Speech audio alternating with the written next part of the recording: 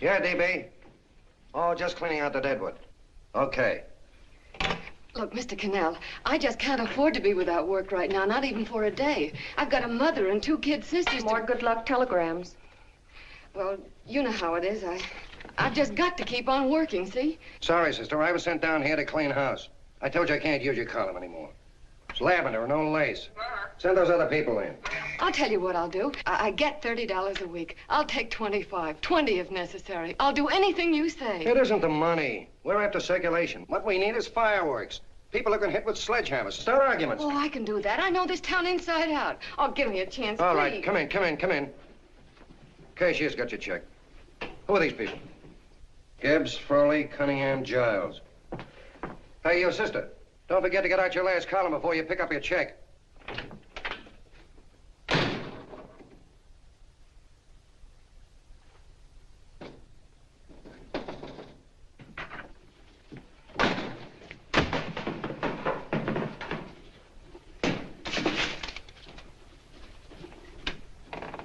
You're a couple of sticks shy in your column, man. Big rich slob like D.B. Norton buys a paper and 40 heads are chopped off. Did you get it, too? Yeah. You too? Oh, Joe. Oh, I'm sorry, darling. Why don't we tear the building down? Before you do, Ann, perhaps you'd better finish this column. Yeah, lavender and old lace. Wait, Joe. Wait. Wants fireworks, huh? Okay.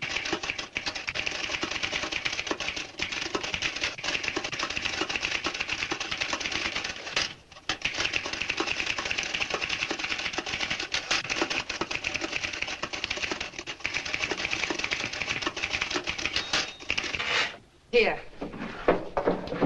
Below is a letter which reached my desk this morning. It's a commentary on what we laughingly call a civilized world. Dear Miss Mitchell, 4 years ago, I was fired out of my job. Since then, I haven't been able to get another one. At first, I was sore at the state administration because it's on account of the slimy politics here we have all this unemployment. But in looking around, it seems the whole world's going to pot. So in protest, I'm going to commit suicide by jumping off the City Hall roof. Signed, a disgusted American citizen, John Doe. Editor's note, if you ask this column, the wrong people are jumping off the roofs. Hey, Ann, this is the old Fakeroo, isn't it? Never mind that, Joe. Go ahead. Sorry.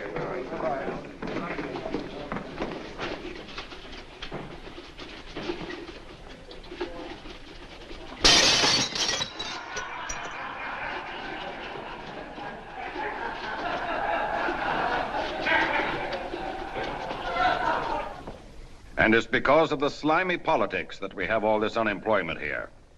There it is.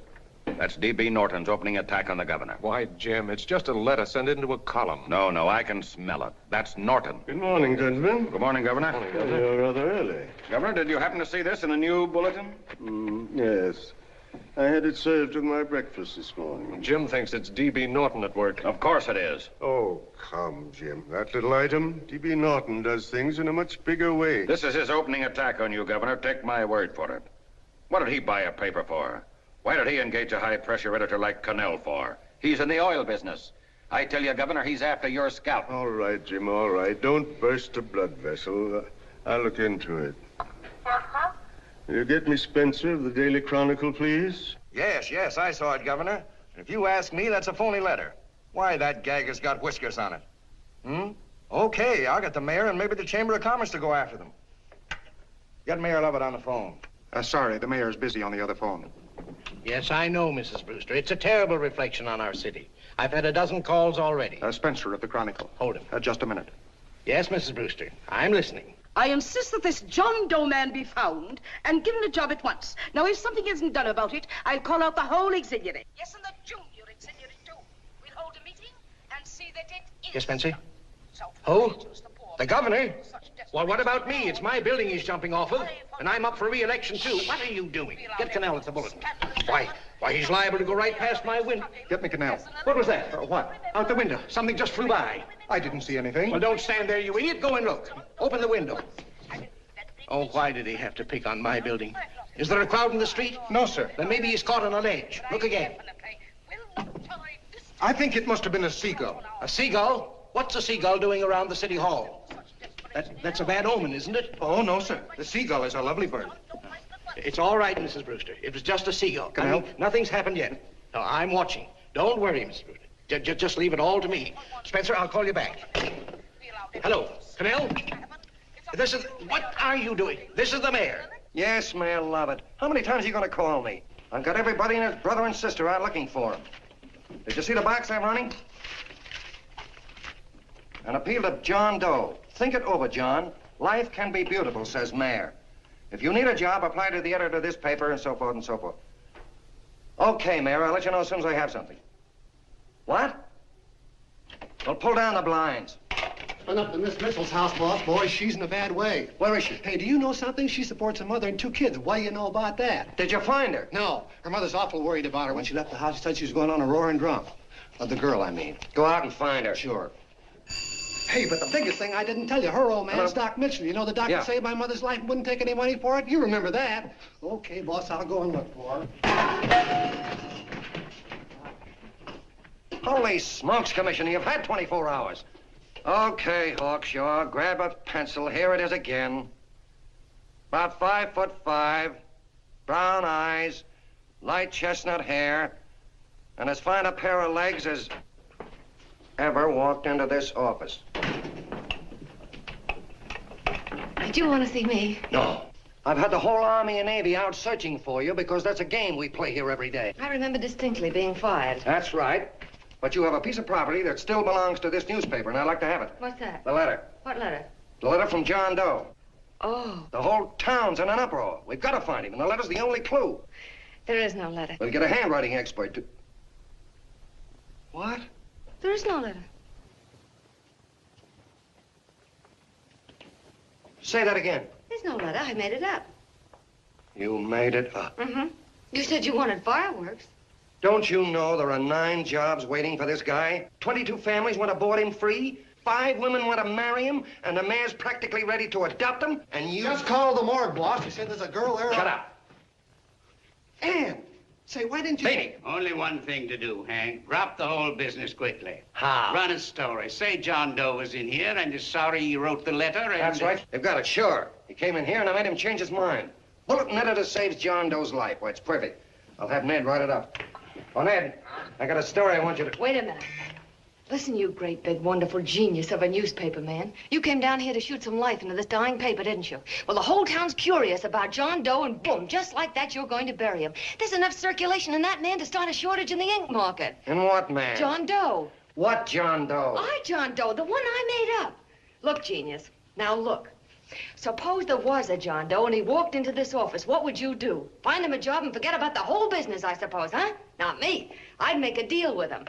A deal? Sure, when you get hold of a stunt that sells papers, you don't drop it like a hot potato. Well, this is good for at least a couple of months. You know what I'd do? Between now and, let's say, Christmas when he's gonna jump, I'd run a daily on. Starting with his boyhood, his schooling, his first job. A wide-eyed youngster facing a chaotic world. The problem of the average man, of all the John Does in the world. Now, then comes the drama. He meets discouragement. He finds the world his feet of clay. His ideals crumble. So what does he do?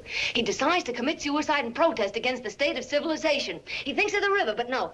No, he has a better idea. The city hall. Why? Because he wants to attract attention. He wants to get a few things off his chest, and that's the only way he can get himself heard. So? So he writes me a letter, and I dig him up. He pours out his soul to me. And from now on, we quote, I protest by John Doe. He protests against all the evils in the world. The greed, the lust, the hate, the fear. All of man's inhumanity to man. Arguments will start. Should he commit suicide or should he not? People will write in pleading with him. But no, sir. John Doe will remain adamant. On Christmas Eve, hot or cold, he goes.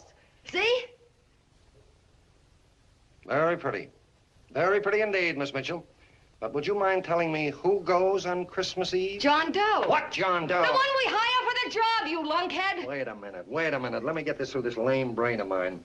Are you suggesting we go out and hire someone to say he's going to commit suicide on Christmas Eve? Is that it? Right, you're catching on. Who, for instance? Anybody. Beanie'll do. Why, sure. Who, me? Jump off a... Oh, no, any time at Christmas. I'm superstitious.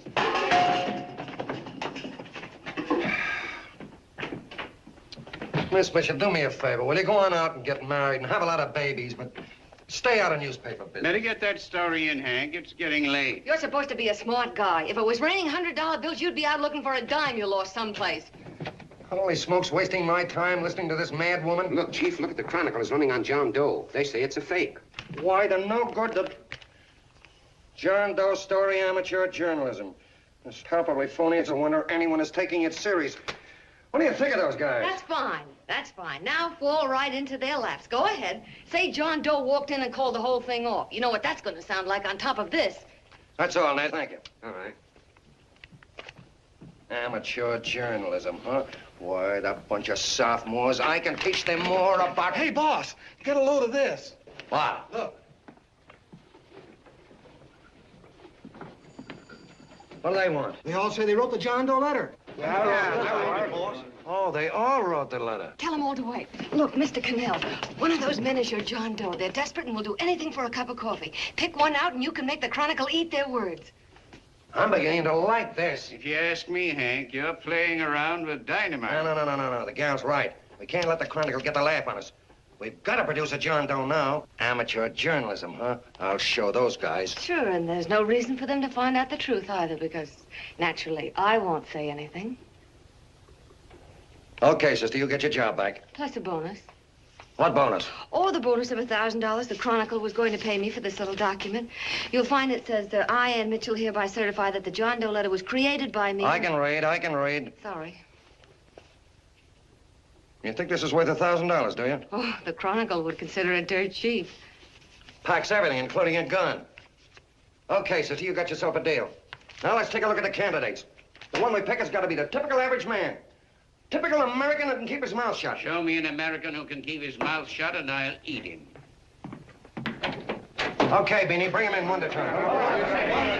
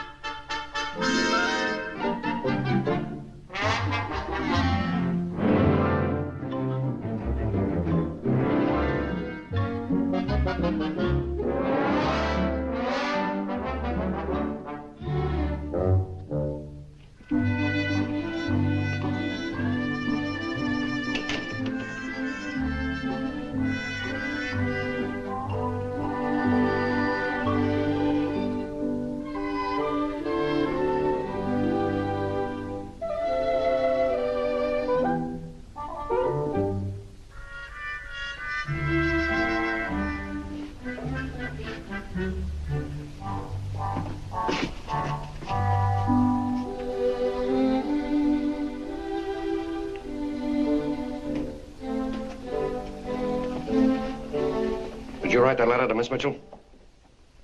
No, I didn't. What are you doing up here, then? Well, the paper says there were some jobs around loose. Thought there might be one left over. Had any schooling? Yeah, a little. What do you do when you work?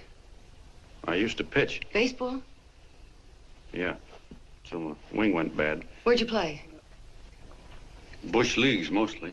How about family? Got any family? No. Oh, just traveling through, huh? Yeah, me and a friend of mine. He's outside. Looks all right. It's perfect, a baseball player. What could be more American? Wish he had a family, though. Be less complicated without a family. Look at that face, it's wonderful. They'll believe him. Come on. What's your name? Willoughby.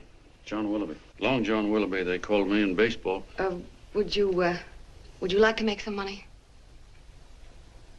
Yeah, maybe. Would you be willing to say you wrote that letter and stick by it? I get the idea. Yeah, maybe. That's our man. He's made to order. I don't know. He don't seem like the kind of a guy that'd fall in line. When you're desperate for money, you do a lot of things, Mr. Cannell. He's our man, I tell you. He's fainted. Get the water quickly. Hurry up, Pop. Oh. Right here, sit down. You all right? Yeah, I'm all right. How many is that, 6?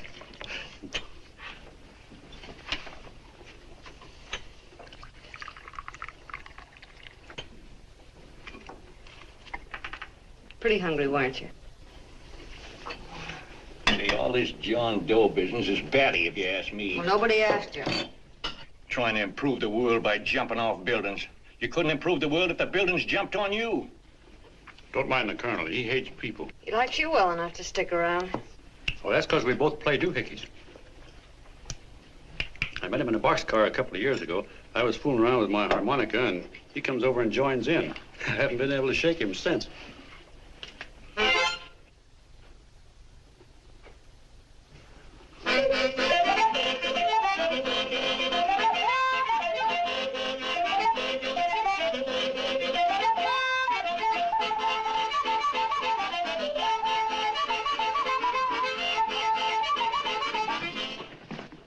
Here he is. No, you can't take pictures of him like that, eating a sandwich and with a beard.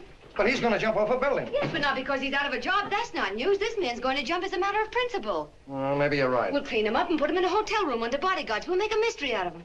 Did you speak to Mr. Norton? Thinks it's terrific. Says for us to go the limit. Wants us to build a bonfire under every big shot in the state. Oh, swell. Is that the contract? Yeah. What's he doing here? Friend of his. They play duets together. Duets? But can we trust him? Oh. I trust him. Oh, you trusted me. Well, that's fine. I suppose he trusts you, too. Oh, stop worrying. He's all right. Okay, but we don't want more than a couple of hundred people in on this thing. Now, the first thing I want is an exact copy of the John Doe letter in your own handwriting. I've got it already. Here. No, that's fine. Now, I want you to sign this agreement. It gives us an exclusive story under your name, day by day, from now until Christmas. On December 26th, you get one railroad ticket out of town. And the bulletin agrees to pay to have your lawn fixed. That's what you want, isn't it? Yeah, but it's got to be by Bonesetter Brown. Okay, Bonesetter Brown goes. Here, sign it. Meanwhile, here's $50 spending money. That's fine. Beanie? Yes, boss. Take charge of him. Get him a suite at the Imperial and hire some bodyguards. Yeah, and some new clothes, Beanie. You think we better have him deloused? Yeah. Both of them? Yes, both of them, but don't let them out of your sight. Hey, Beanie, gray suit, huh? Yeah. Okay, fellas.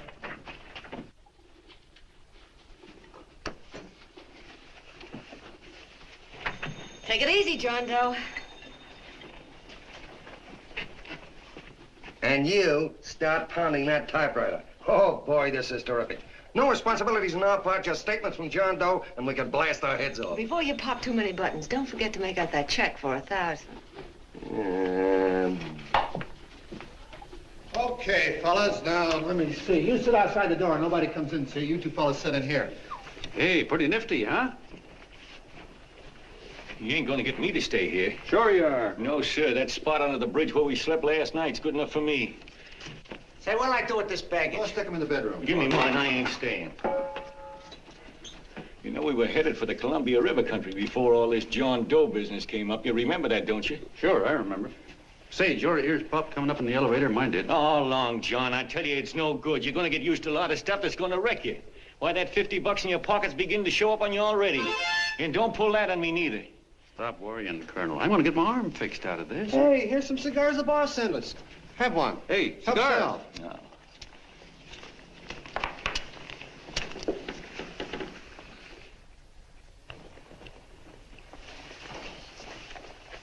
Say, I'll bet you even the major leaguers don't rate an outfit like this. Here, make yourself comfortable.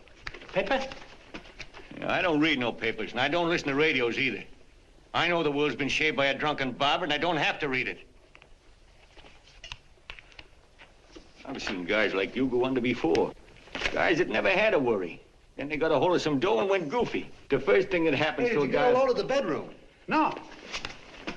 The first thing that happens to a guy like that, he starts wanting to go into restaurants and sit down at a table and eat salads and cupcakes and tea. Boy, what that kind of food does to your system.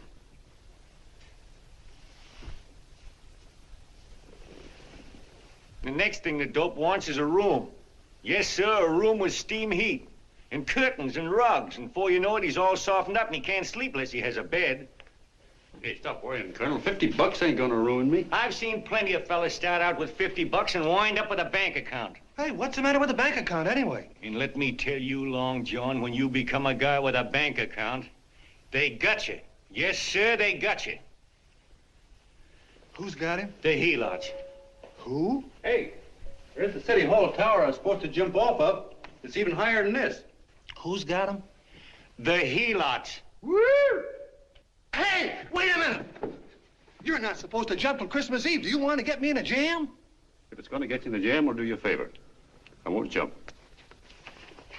And when they got you, you got no more chance than a road rabbit. Hey, who'd you say was going to get him? Say, is this one of those places where you ring if you want something? Yeah, just use the phone. Boy, I've always wanted to do this. Hey, Doc, look. Look, Doc. Give me that again, will you? Who's going to get him? The helots. Who are they? Listen, Sucky, you ever been broke? Sure, mostly often. All right. You're walking along. Not a nickel in your jeans. You're free as the wind. Nobody bothers you. Hundreds of people pass you by in every line of business. Shoes, hats, automobiles, radios, furniture, everything. And they're all nice, lovable people. And they let you alone. Is that right? Then you get a hold of some dough, and what happens? All those nice, sweet, lovable people become helots. A lot of heels. They begin creeping up on you, trying to sell you something. They get long claws, and they get a stranglehold on you. And you squirm, and you duck, and you holler, and you try to push them away, but you haven't got a chance. They got you. First thing you know, you own things. A car, for instance. Now your whole life is messed up with a lot more stuff. You get license fees, and number plates, and gas, and oil, and taxes, and insurance, and identification cards, and letters, and bills, and flat tires, and dents, and traffic tickets, and motorcycle cops, and courtrooms, and lawyers, and fines, and a million and one other things. And what happens? You're not the free and happy guy you used to be. You gotta have money to pay for all those things. So you go after what the other fellas got. And there you are. You're a helot yourself.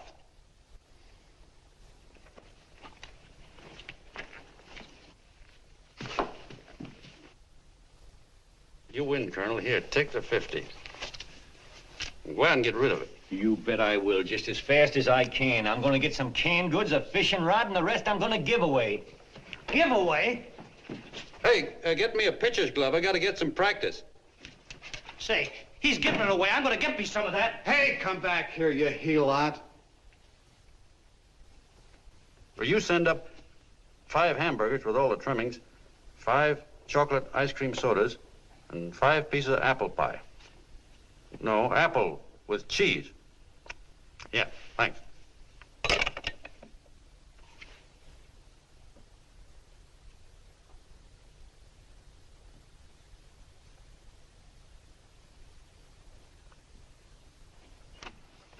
Hello there. Well, well. If it isn't the man about town. All set, Miss Ann. Hmm? Oh, yes. Let's go. Let's see, we want some action in these pictures. Action? Mm-hmm.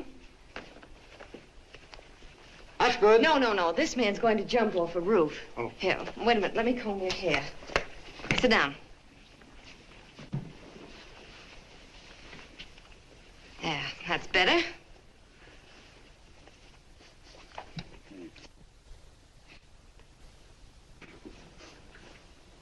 You know, he's got a nice face, hasn't he? Yeah, he's pretty. Yeah, sit down, quiet egghead. All right, now a serious expression. Can't. I'm feeling too good. Oh, come on now, this is serious. You're a man disgusted with all of civilization. With all of it? Yes, you're sore at the world. Come on now. Oh, crabby guy, huh? Yeah. No.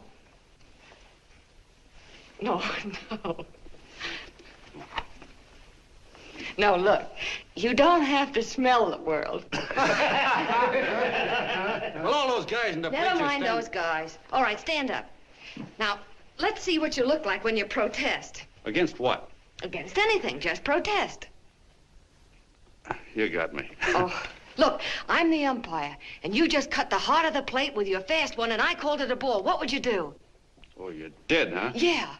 Why can't you call him right, you boneheaded... Grab it, Eddie, grab it!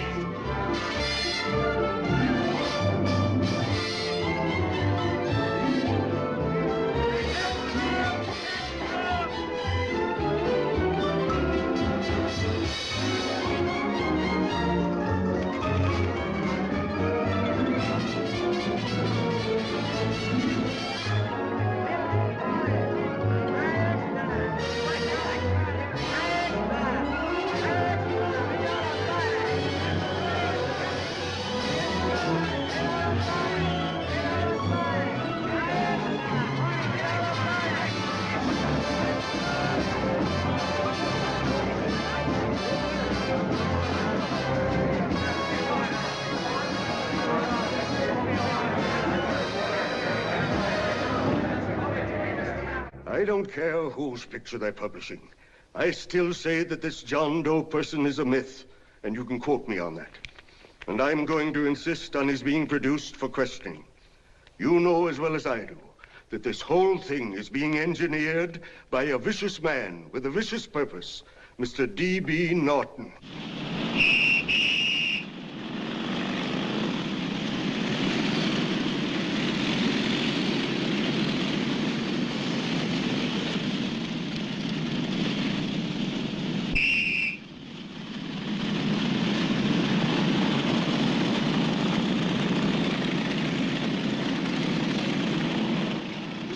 And Miss Mitchell are at the house, sir. Oh, they are?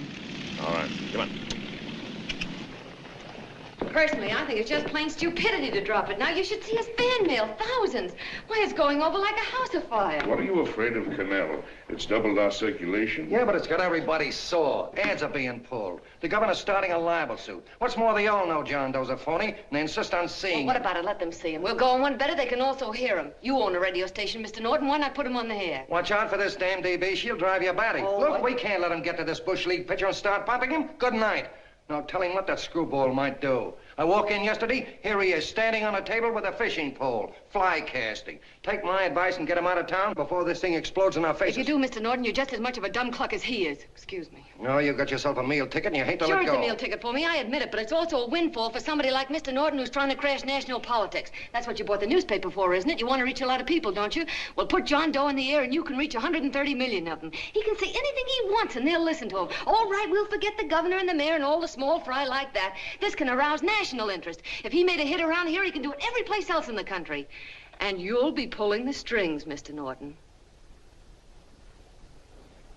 Go down to the office and arrange for some radio time. Why, DB, you're not going to as fall. soon as possible. Okay. I just came in to get warm myself. Come on, let's go. Don't you go. I want to talk to you.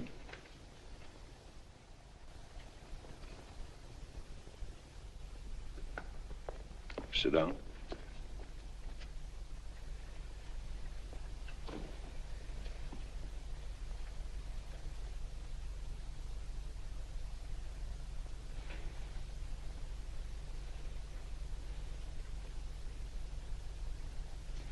Hey, this John Doe idea was yours, huh? Yes, sir.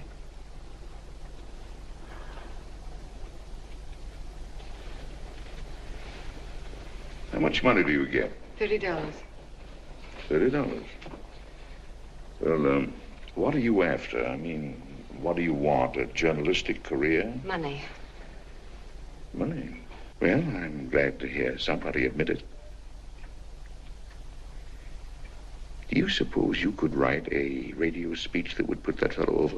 Oh, I'm sure I can. Do it, and I'll give you $100 a week. $100? That's only the beginning. You play your cards right, and you'll never have to worry about money again. Oh, I knew it. Hello. Hello. Whenever there's a pretty woman around. This is my nephew, Ted Sheldon, Miss Mitchell. How do you do? How do you do? All right, Casanova, I'll give you a break. See that Miss Mitchell gets a car to take her home. Always reading my mind, aren't you? Thank you very much for everything. And Miss Mitchell, I think from now on you'd better work directly with me. Yes, sir.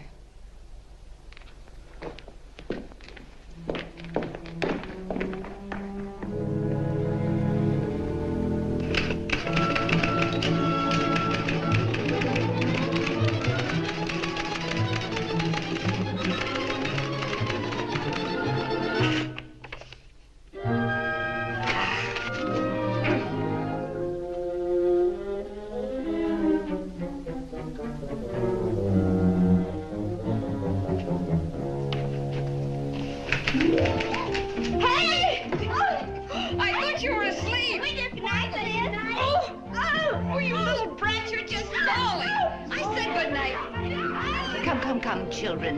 It's past your bedtime. Go on, Mama. Come on.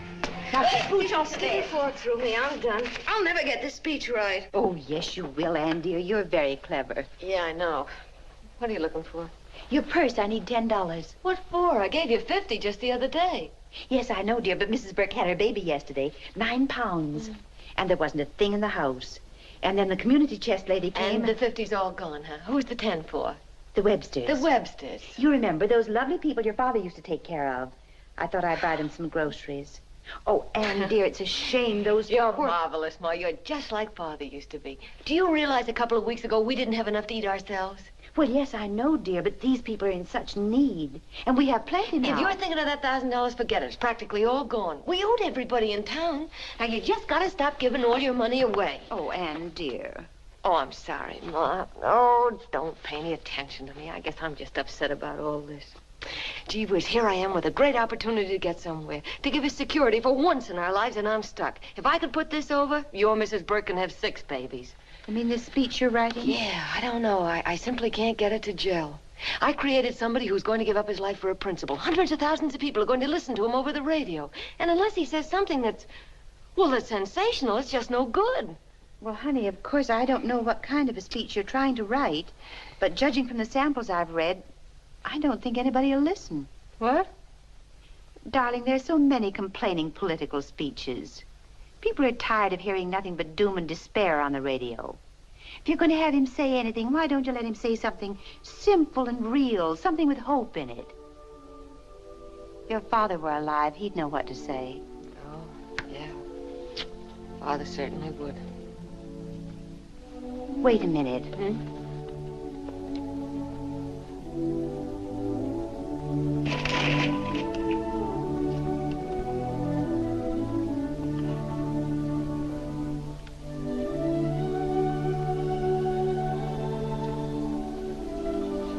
That's your father's diary, Anne. Father's... I never knew he had a diary. There's enough in it for 100 speeches. Things people ought to hear nowadays. You'll be careful of it, won't you, dear? It's always helped to keep your father alive for me. You bet I will, Ma.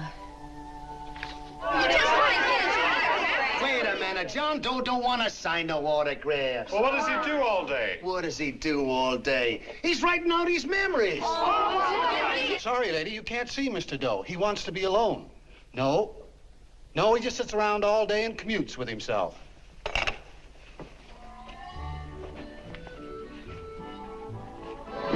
Oh!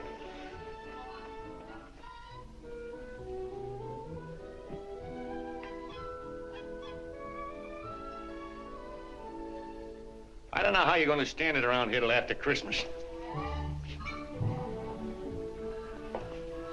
I'll bet you ain't heard a train whistle in 2 weeks.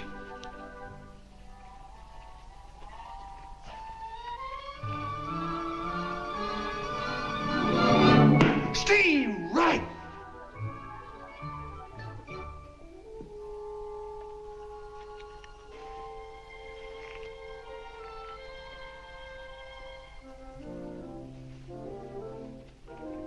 I know why you're hanging around.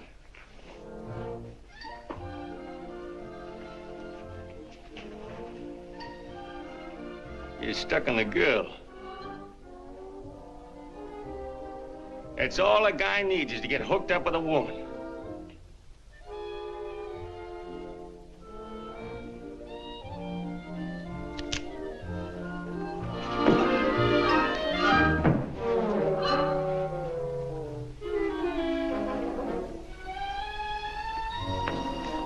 What was that, a single? First baseman dropped the ball. Butterfingers. Tough luck, pal.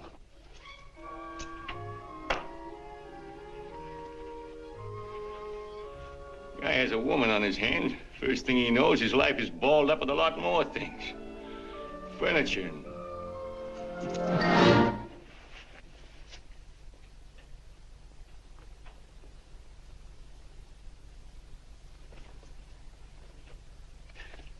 Did you get him? You're out. Swell. What's this, the end of the 8th? 9th.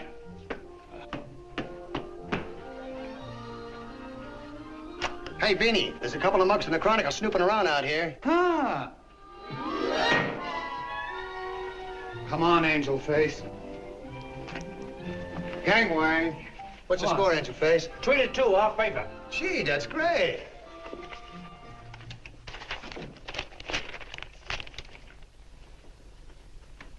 Hey, you got swell form there. Must have been a pretty good pitcher.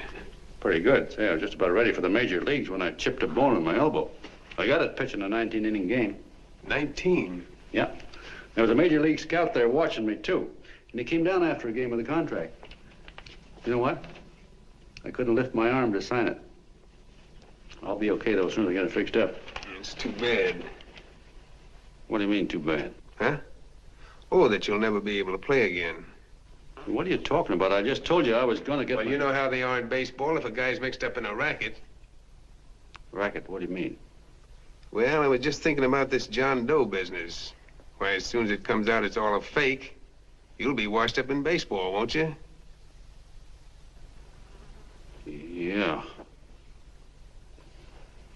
Hey, doggone. I never thought about that.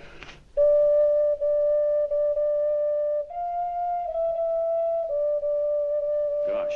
And another thing, what about all the kids in the country? The kids that idolize ball players. What are they gonna think about you? Yeah. Hey, Colonel. Did you hear that? I gotta figure some way out of this thing. Elevators are still running. I know one way you can do it. How? Well, when you get up there on the radio, all you have to do is to say the whole thing's a frame-up. Make you a hero sure as you're born. Yeah, but how am I gonna get my arm fixed? Well, that's a cinch. I know somebody that'll give you $5,000 just to get up on the radio and tell the truth. $5,000? Yeah, $5,000, and he gets it right away. You don't have to wait till Christmas. Look out, Long John. They're closing in on you.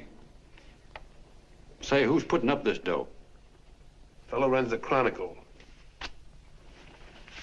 Here's the speech you make, and it's all written out for you. $5,000. Holy mackerel, I can see the helots coming, the whole army of them. It's on the level.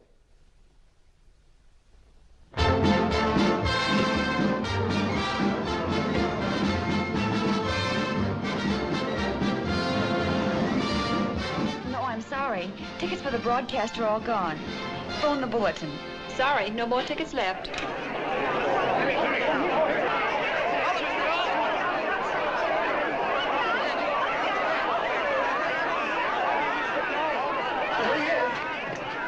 Hello, John. All set for the big night? Swell. Turn around. One moment. Now stand still. Hold it, Mr. Doe. Hold it. A big smile, Mr. Doe. That's right. Okay, Jeannie, that's All right, all. Take stand him here. out. Come on, Now, look, John, here's the speech. It's in caps and double-spaced. You won't have any trouble reading it. Not nervous, are you? No. Of course not. He wouldn't be. Who? John Doe, the one in there. Hey, don't let your knees rattle. It picks up on the mic. Oh, Beanie, you needn't be nervous, John. All you have to remember is to be sincere. Pick up that phone, Miss Mitchell. It's for you. Okay. Hello? Yes, Mother. Oh, thank you, darling. Oh, there he is, the poor dear man. Oh, good luck to you, Mr. Doe. We want you to know that we're all for you. The girls all decided that you're not to jump off any roof at all. Even if we have to we'll stop it. You got the speech I gave you? Yeah. Now, look. I'll give this money to the colonel just as soon as you get started. We'll have a car waiting at the side entrance for you. Okay. How'd you get in here? Huh? Oh, I just came in to wish him Come luck. on, out. Mother says good luck, too. John, when you read that speech, please believe every word of it. He's turned out to be a wonderful person, John. Who? John Doe, the one in the speech. Oh. You know something? I've actually fallen in love with him. All right, there he is, sister. Now, come on, plenty of room. What's the idea? No, that's too much. That's not so much. Come on, that's it. Oh, this is no time for cheap publicity, Mr. Cannell. Listen, if that guy lays an egg, I want to get something out of it. I'm getting a Jane Doe ready. Oh, come on. Here. Will you, fellas? Here you Give me a are. All right, chance. that's I enough. have to raise just one more. No, that's fine, honey. You go ahead. After you've been to you very honey. Go ahead. How you doing? Oh. All right, Benny, bring him in. Holy smoke, a half a helot. There you are, boss, just like you ordered. Symbols of little people. Okay, get him up. All right, young fella. This is ridiculous, Mr. Cannell. Come on, give me a chance. The man's on the air. Come on, Look at him. Oh, fellas, I suppose you can have all the pictures you want. No, come on. After you can have a... Come on, that's right. Afterwards, you can get all the pictures you want. Thank you very much. Come on. Will you? Afterwards, that's right. Come on, Snooks, you better bail out. Okay, goodbye, Mr. Doe. Beanie. All right. Better get ready. 1 minute to go. Wow, 1 minute to go and the score is nothing to nothing. Now, please, John, you won't let me down, will you?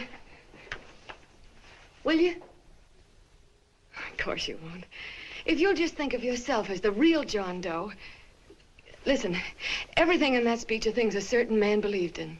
He was my father, John. And when he talked, people listened. And they listened to you, too. Funny. You know what my mother said the other night? She said to look into your eyes, that I'd see Father there. Hey, what do you say? Okay, we're coming. Come on. Now, listen, John, you're a pitcher. Now get in there and pitch. Good luck. Give him room, let him through. Come on.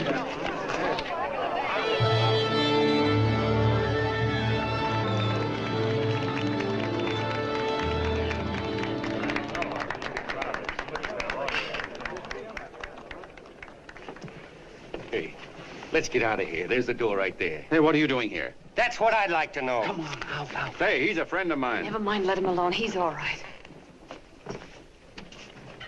I'll be right over there pulling for you.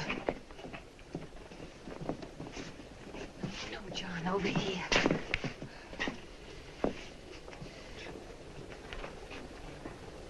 Stand by.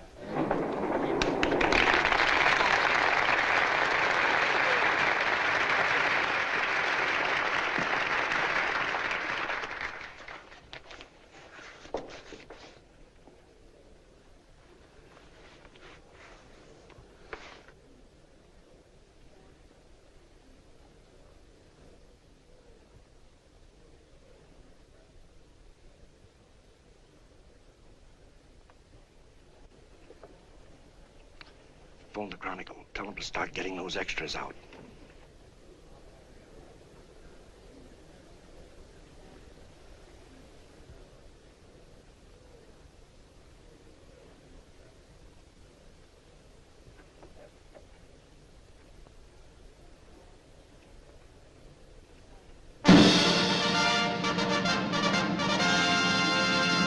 And good evening, ladies and gentlemen. This is Kenneth Fry speaking for the New Bulletin. Tonight we give you something entirely new and different.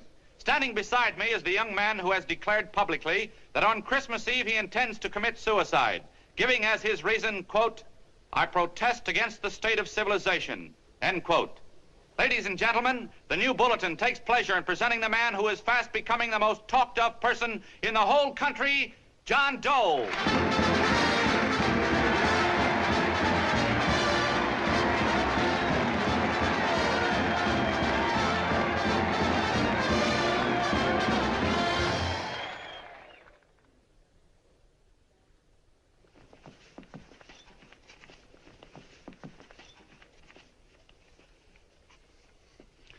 Ladies and gentlemen, I am the man you all know as John Doe. I took that name because it seems to describe the average man. And that's me. And that's me. Well, it was me before I said I was going to jump off the city hall roof at midnight on Christmas Eve. Now I guess I'm not average anymore. Now I'm getting all sorts of attention. From big shots, too. We've been double-crossed. The mayor and the governor, for instance. They don't like those articles I've been writing. You're an imposter, young fellow. That's a pack of lies you're telling. Who wrote that speech for you?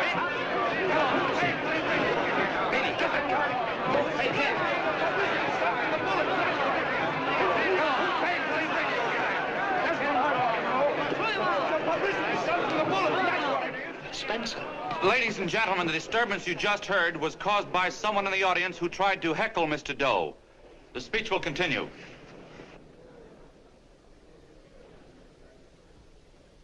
Well, people like the governor and that fellow there can stop worrying.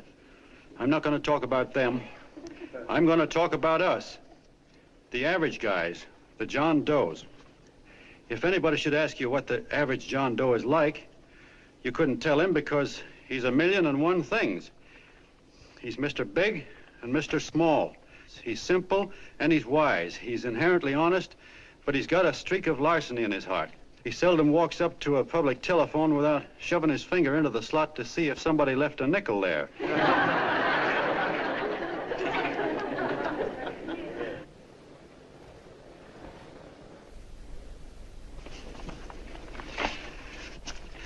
He's the man the ads are written for. He's the feller everybody sells things to.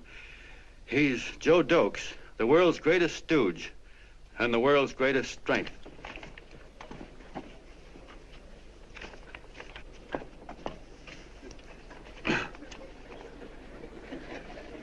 Yes, sir. Yes, sir, we're a great family, the John Does. We are the meek who are supposed to inherit the earth. You'll find us everywhere. We raise the crops, we dig the mines, work the factories, keep the books, fly the planes, and drive the buses. And when a cop yells, "Stand back there, you," he means us, the John Does. Well, what kind of a speech is that? Didn't you read it? We've existed since time began. We built the pyramids. We saw Christ crucified, pulled the oars for Roman emperors, sailed the boats for Columbus, retreated from Moscow with Napoleon, and froze with Washington at Valley Forge. Yes, sir. We've been in there dodging left hooks since before history began to walk. In our struggle for freedom, we've hit the canvas many a time, but we always bounce back because we're the people, and we're tough.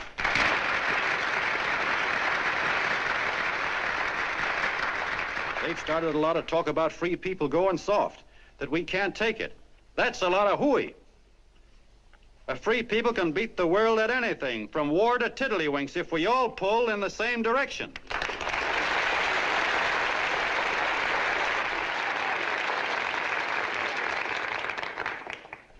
I know a lot of you are saying, "What can I do? I'm just a little punk. I don't count." Well, you're dead wrong. The little punks have always counted, because in the long run, the character of a country is the sum total of the character of its little punks.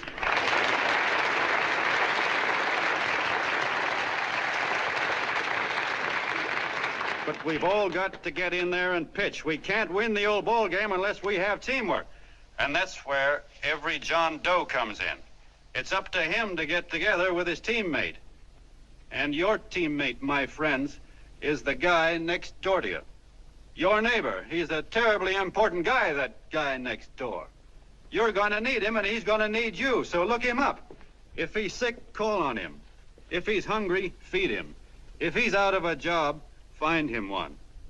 To most of you, your neighbor is a stranger, a guy with a barking dog and a high fence around him. Now, you can't be a stranger to any guy that's on your own team. So tear down the fence that separates you. Tear down the fence, and you'll tear down a lot of hates and prejudices. Tear down all the fences in the country, and you'll really have teamwork.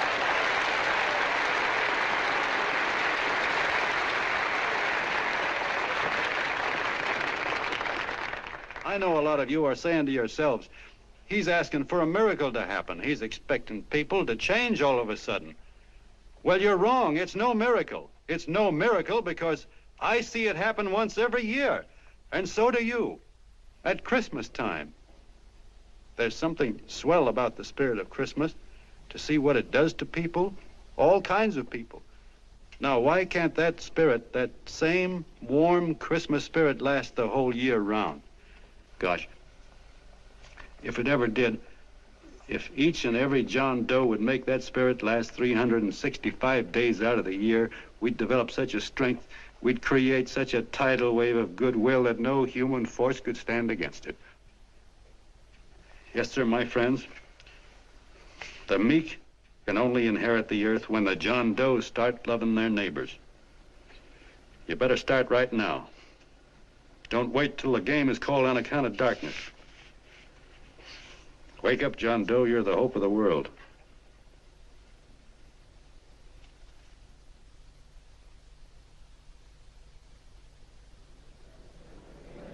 John, you were wonderful.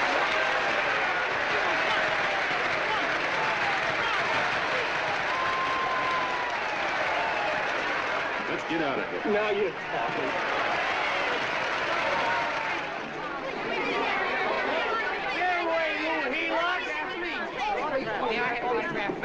Please, hey!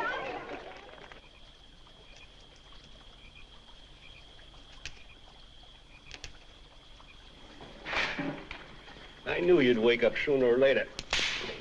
Boy, am I glad we got out of that mess. I had the $5,000 sewed up. Could have been on my way to old Doc Brown. You're a pitcher, John, she says. Now, go in there and pitch. What a sucker. Yeah, she's a heel-out just like the rest of us. Lucky you got away from her. What was I doing up there making a speech anyway? Me, huh? Geez, the more I think about it, the more I could... Tear down all the fences. Why, if you tore one picket off of your neighbor's fence, he'd sue you. $5,000 had it right in my hand. What do you mean he ran away? Well, go after him, find him. That man is terrific.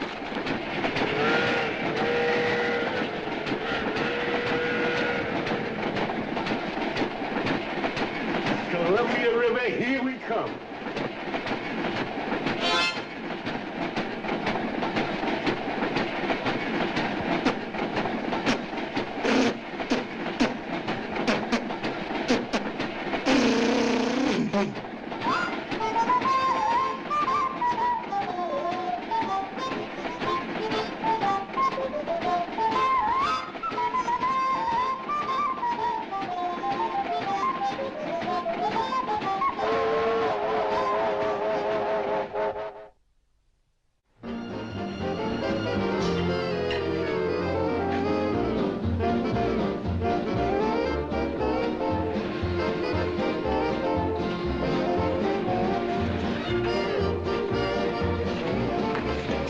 Jitterbugs.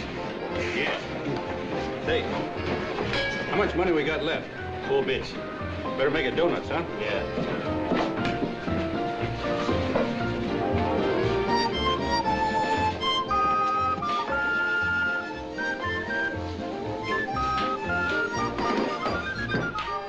What'll it be, gents?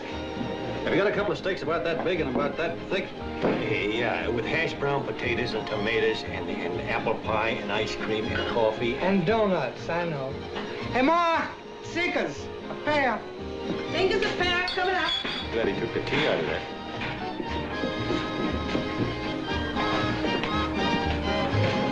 Hey, look. Join the John Doe Club. John Doe Club?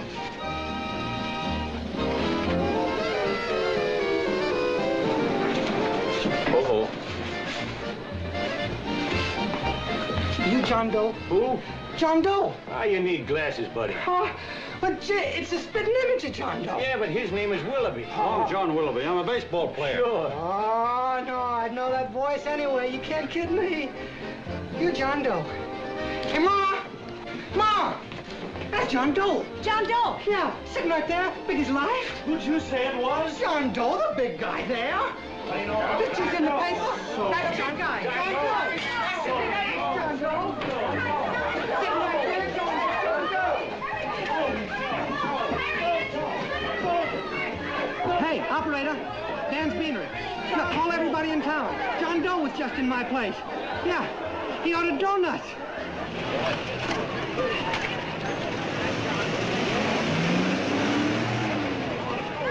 John Doe.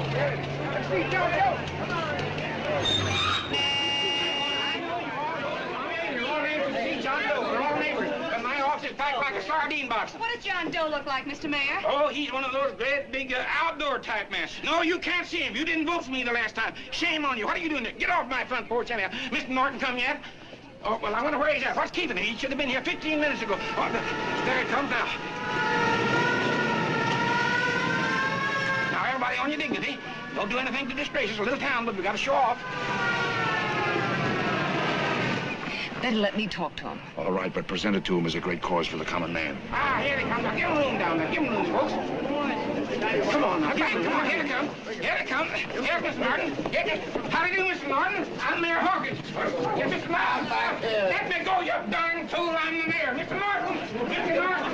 Mr. Norton. I'm Mayor Hawkins. Your office telephoned me to hold him. Well, that's fine. How is he? Oh, he's fine. He's right in my office there. You know, it's a big honor having John Doe here, and you too. Haven't had so much excitement since the old City Hall burned down.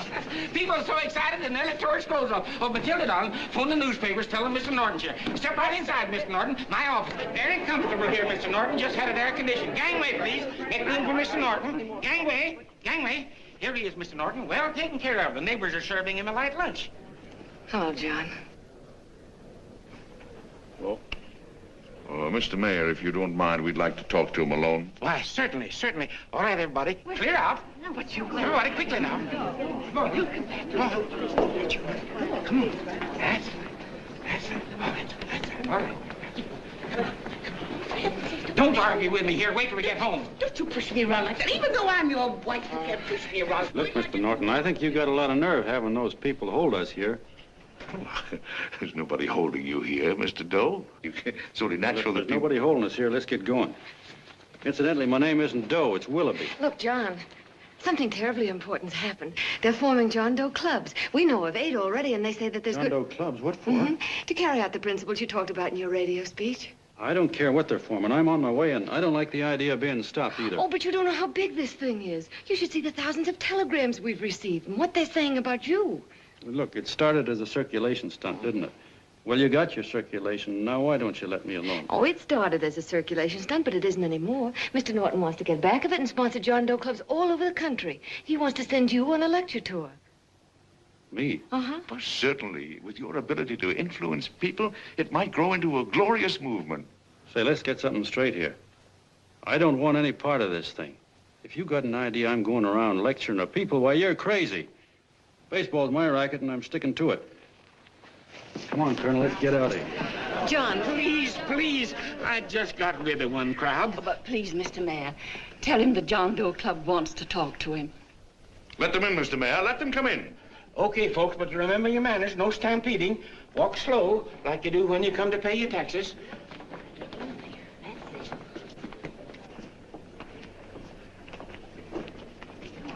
Okay. All right, give me a chance. Come right in. My name's Bert Hansen, Mr. Doe. I'm the head soda jerker at Schwabacker's drugstore. Well, sir, you see, me and my wife, we heard your broadcast, and we got quite a bang out of it, especially my wife. Kept me up half the night saying, that man's right, honey. The trouble with the world is nobody gives a hoot about his neighbor. That's why everybody in town's sore and cranky at each other. And I kept saying, well, that's fine, but how's a guy going to go around loving the kind of neighbors we got? Old Sourpuss, for instance. You see, Sourpuss Smithers is a guy who lives all alone next door to us. He's a cranky old man that runs a second-hand furniture store. We haven't spoken to him for years. I always figured he was an ornery old gent that hated the world because he was always slamming his garage door and playing the radio so loud he kept half the neighbors up. Well, anyway, the next morning I'm out watering the lawn and I look over and there's Sourpuss on the other side of the hedge straightening out a dent in his fender.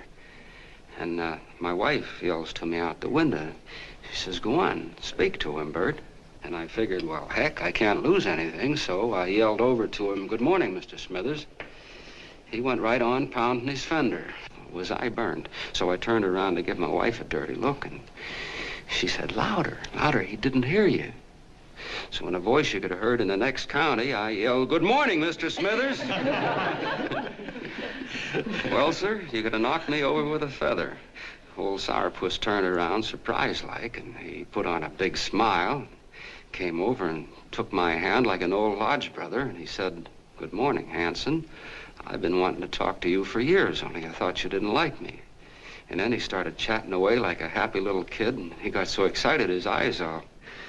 Well, Mr. Doe, before we got through, I found out Smithers is a swell egg, only he's pretty deaf, and that accounts for all the noises. And he says it's a shame how little we know about our neighbors. And then he got an idea. And he said, how's about inviting everybody someplace where we can all get together and know each other a little better? Well, I'm feeling so good by this time, I'm ripe for anything. So Smithers goes around the neighborhood inviting everybody to a meeting at the schoolhouse. And I tell everybody that comes in the store, including Mr. Schwabacker, my boss. I'm talking too much.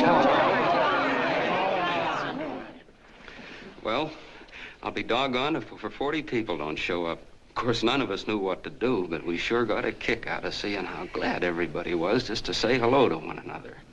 Tell him about making Sourpuss chairman. Oh, yeah, we made Sourpuss chairman and decided to call ourselves the John Doe Club. And say, incidentally, this is my wife. Come here, honey. This is my wife, Mr. Doe. How do you do, Mr. Doe? Sourpuss is here, too. Oh, is he? This is Sourpuss, or excuse me, Mr. Smithers, Mr. Doe. That's all right. If you didn't call me Sourpuss, it wouldn't feel natural. Well, anyway, I guess nearly everybody in the neighborhood came except the Delaney's. The Delaney's live in a big house with an iron fence around it, and they always keep their blinds drawn. And we always figured that he was just an old miser that sat back counting his money, so why bother about inviting him? Until Grimes, the milkman, spoke up and he said, say, you've got the Delaney's all wrong. And then he tells us about how they canceled their milk last week and how when he found a note in the bottle, he got kind of curious-like and he sort of peeked in under the blinds and found the house was empty. If you ask me, he says, they're starving. Old man Delaney has been bringing his furniture over to my place at night, one piece at a time, and selling it. Yeah. And, well, sir, a half dozen of us ran over there to fetch him, and we brought him to the meeting. And what a reception they got. Why, everybody shook hands with him and made a fuss over him, and, well, finally, Mr. and Mrs. Delaney just sat right down and cried. And then we started to find out about a lot of other people. Yeah, sure. Well, you know Grubel, for instance. Grubel's here. See? Yeah, that's a... Of course, you don't know Grubel, but he's the man that everybody figured was the worst no-account in the neighborhood because he was living like a hermit and nobody would have anything to do with him. That isn't little Murphy. The postman told us the truth. Why, Grubel, he says, he lives out of garbage cans because he won't take charity, because it'd ruin his self-respect, he says. Just like you said on the radio, Mr. Doe. Well, sir, about a dozen families got together and gave Grubel a job watering their lawns. Isn't that wonderful? And then we found jobs for 6 other people, and they've all gone off for leave. Yeah, and my boss, Mr. Schwabecker, made a job in his warehouse for old man Delaney. And he gave you that $5 raise. Yeah, wasn't that swell? Why, Bert, I feel slighted. I'd like to join, but nobody asked me. I'm sorry, Mayor, but we voted that no politician could join. Just the John Does of the neighborhood, because you know how politicians are. Well, the reason we wanted to tell you this, Mr. Doe, was just to give you an idea of what you started. And from where I'm sitting, I don't see any sense in you jumping off any building. No. Well, thank you for listening. Goodbye, Mr. Doe. You're a wonderful man. And it strikes me you can be mighty useful walking around for a while. Hey, goodbye, Mr. Doe. Goodbye, Mr. Doe.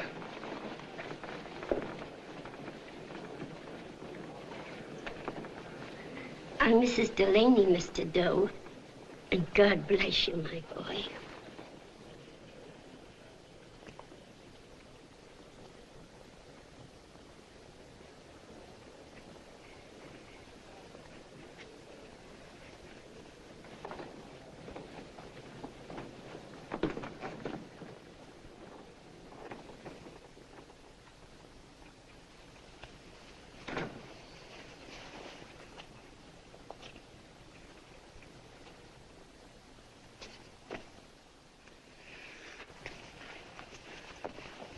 Gee whiz, I'm all mixed up.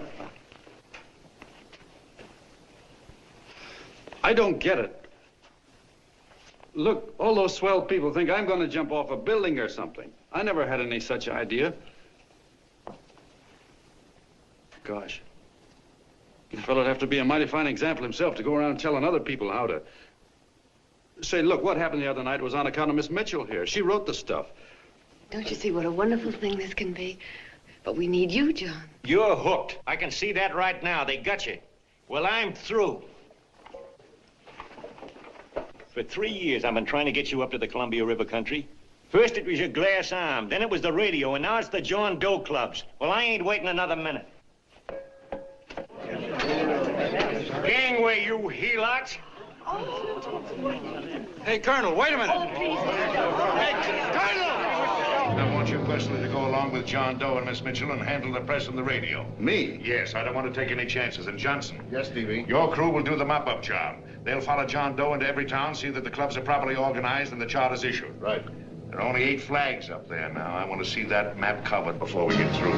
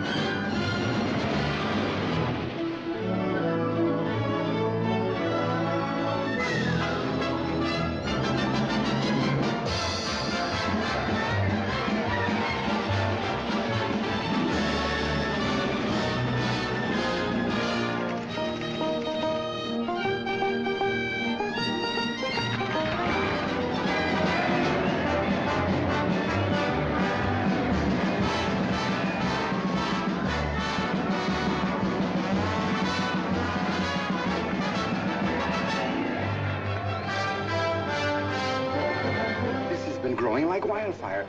If they made demands, I'd understand it. But the John Does asked for nothing. People are going off relief. If this keeps up, I'll be out of a job. As soon as it gets strong enough, we'll find out what John Doe wants. 30 every Thursday, 60 at 60. Who knows what? I'm sorry, boss. They just won't let anybody talk politics to them. It's crazy. We've got to get to them. They represent millions of voters.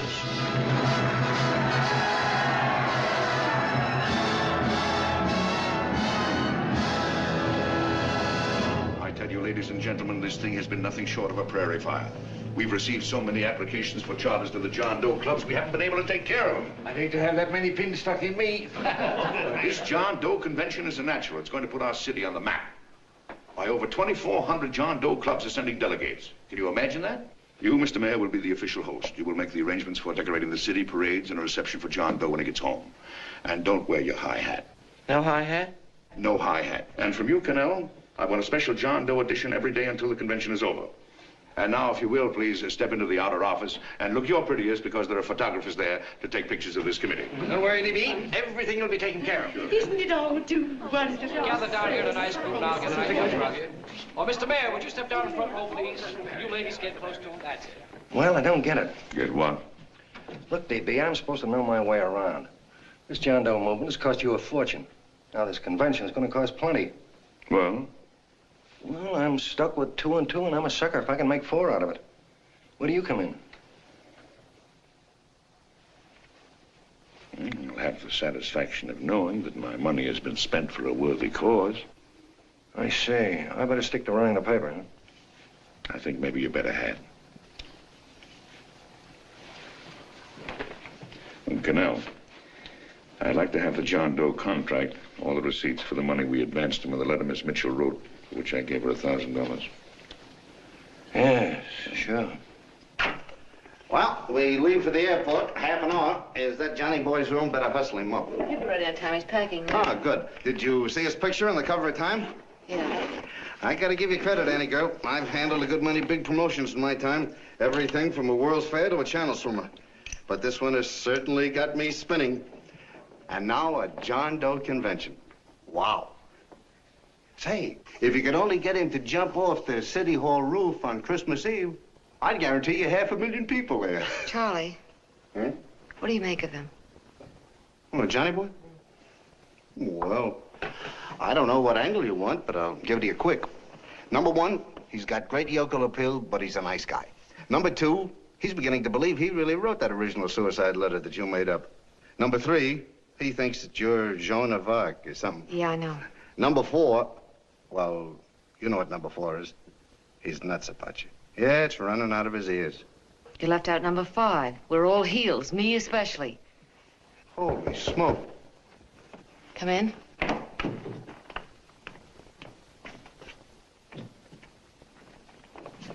Small pack. Good. I'll go and get Beanie Boy. Okay, Charlie boy.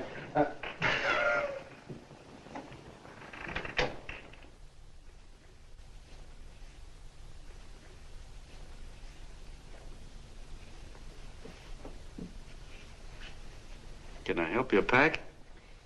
No, thank you.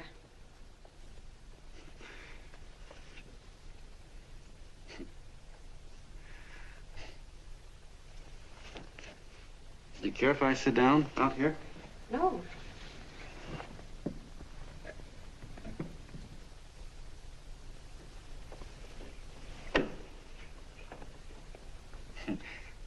You know, I had a crazy dream last night. It was about you.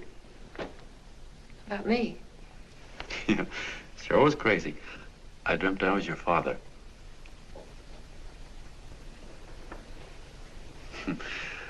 There was something I was trying to stop you from doing. So I got up out of bed and I walked right through the wall here, right straight into your room. You know how dreams are. And there you were in bed. But you're a little girl, you know, about 10. And very pretty, too.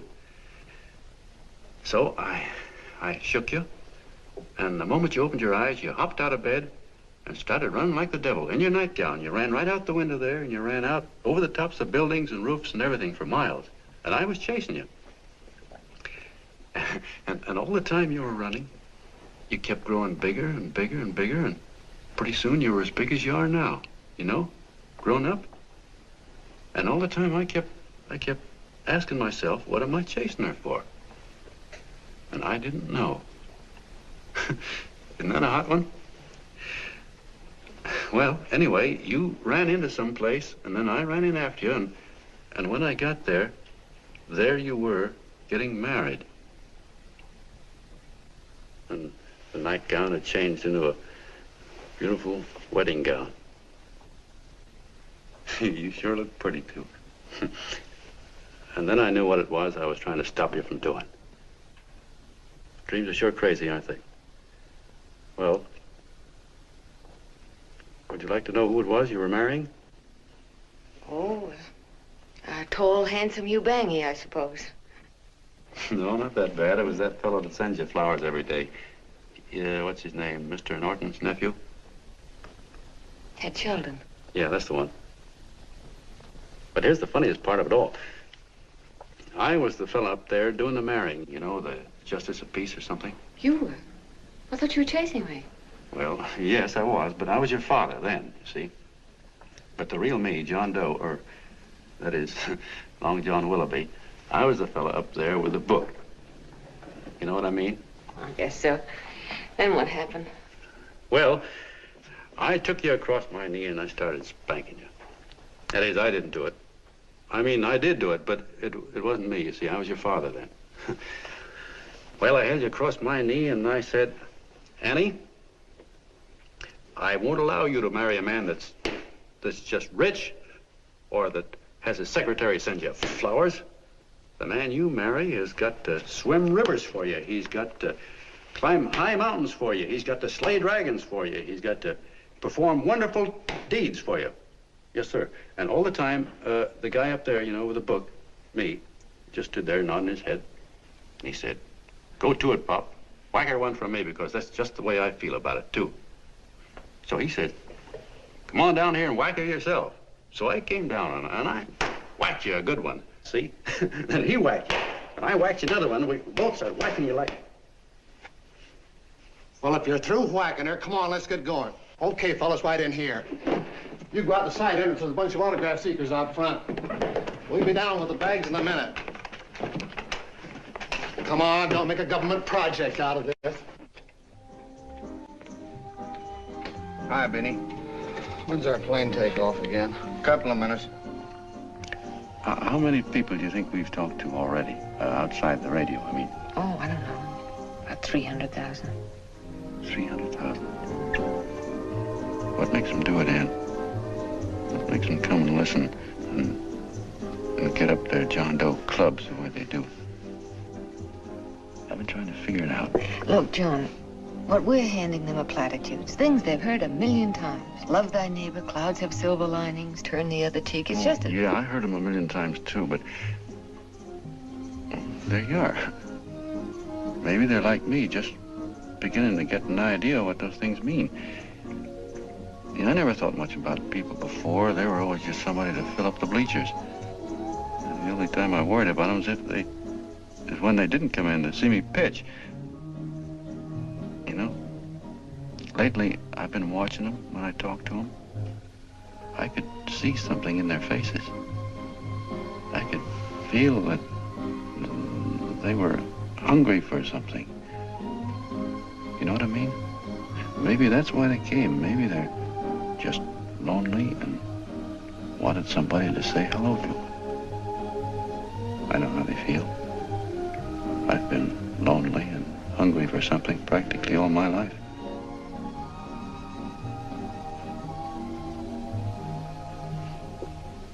All aboard, folks.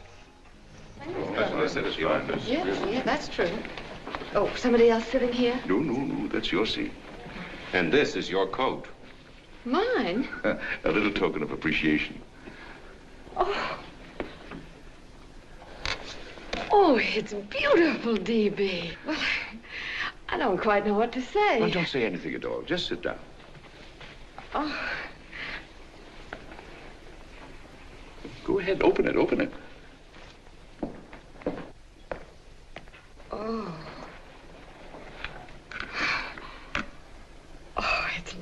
lovely. And a new contract goes with it. Well, come on, spring it. You've got something on your mind. It must be stupendous. You know, that's what I like about it.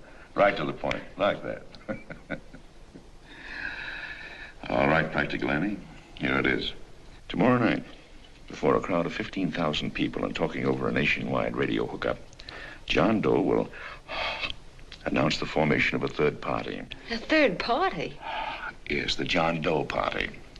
Devoted entirely to the interests of all the John Does all over the country, which practically means 90% of the voters. He will also announce the third party's candidate for the presidency. A man whom he personally recommends, a great humanitarian, the best friend the John Does have. Mr. D.B. Norton. Yes.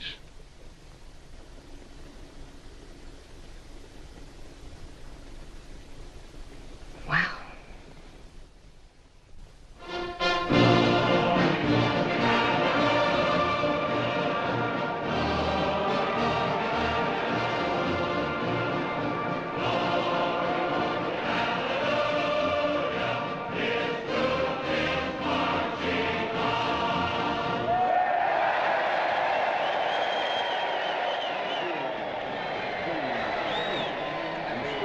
And although the opening of the convention is hours off, the delegates are already pouring into the ballpark by the droves, with lunch baskets, banners, and petitions asking John Doe not to jump off any roof. No matter how you look at it, it's still a phenomenal movement. These John Does, or the hoi polloi, as you've heard people call them, have been laughed at and ridiculed, but here they are, gay and happy, having traveled thousands of miles, their expenses paid by their neighbors, to come here to pay homage to their hero, John Doe. And in these days of wars and bombings, it's a hopeful sign that a simple idea like this can sweep the country. An idea based on friendliness, on giving and not taking, on helping your neighbor and asking nothing in return. And if a thing like this can happen, don't let any of your grumbling friends tell you that humanity is falling apart. This is John B. Hughes, signing off now and returning you to our main studio until 9 o'clock, when the convention will officially open. Oh, John, come in. Say, I'm kind of... It's raining out a little. That's all right. It's good to see you. Sit down. Thanks.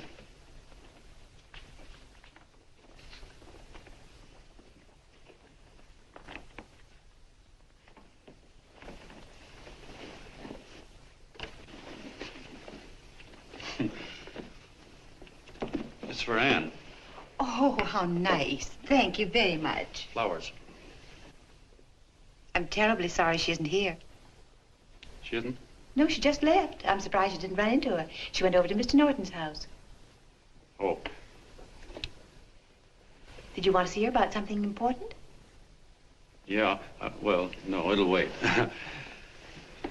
Say, he's a nice man, isn't he? Mr. Norton, I mean. He's done an awful lot for the...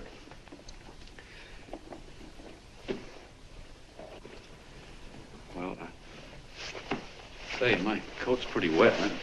I'm afraid I might have wet the couch a little.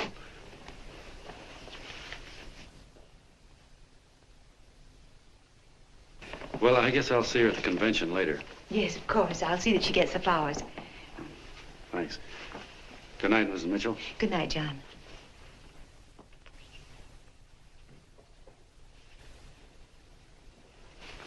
Say, Miss Mitchell, I'm kind of glad Anne isn't here. You see, I came over here hoping to see her alone, and kind of hoping I wouldn't, too, you know what I mean? There was something I wanted to talk to her about. But, well, it'll wait, I guess. Good night. Good night, John. Say, look, Mrs. Mitchell, have you ever been married? Oh, I'm sure you have. Gosh, that's pretty silly. I guess you must think I'm kind of batty. Well, I guess I'd better be going at that. John, my husband said, I love you. Will you marry me? You did? What happened? I married him. Well, yeah, that's what I mean, see? It was easy as all that, huh? Uh-huh. Yeah, but look, Mrs. Mitchell, you know, I love Ann, and it's going to be awfully hard for me to say it because, well, you know, she's so wonderful. And, well, the best I ever was a Bush League pitcher. And, you know, I think she's in love with another man, the one she made up. You know, the real John Doe. Well, that's pretty tough competition. I bet you he'd know how to say it all right. On me, I get up to it and around it and in back of it, but I never get right to it. You know what I mean? So the only chance I've got is, well, if somebody could kind of give her a warning, sort of prepare her for the shock. You mean you'd like me to do it? Hmm? Well, I was thinking that, yeah, you know, sort of break the ice. Of course I will, John. Gee, listen, thank you, Mrs. Mitchell. Hey, you're okay.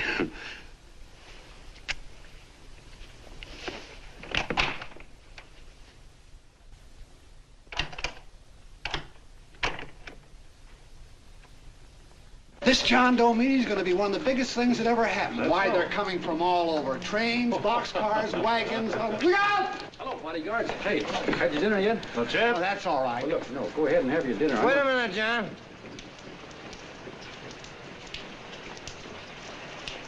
Hello, Mr. Connell. How are you, John? John, I want to have a little talk with you. What's the matter? Are you falling? Come here. Hey, boss. Oh, quiet. Say, tell me something. Did you read the speech you're going to make tonight? No, I never read the speeches before I make them. I get more of a kick out of it that way. Uh-huh. It's just exactly what I thought. Beanie, go on down to the office, tell Pop to give you the speech. There's a copy on my desk. Gee whiz, boss, you know Mr. Norton told me not to leave him, not even for a minute. Go on. We'll be at Jim's bar up the street. You're a nice guy, John. I like you. You're gentle. I always like gentle people. Me, I'm hard. Hard and tough. I got a use for hard people. Gotta be gentle to suit me. Like you, for instance.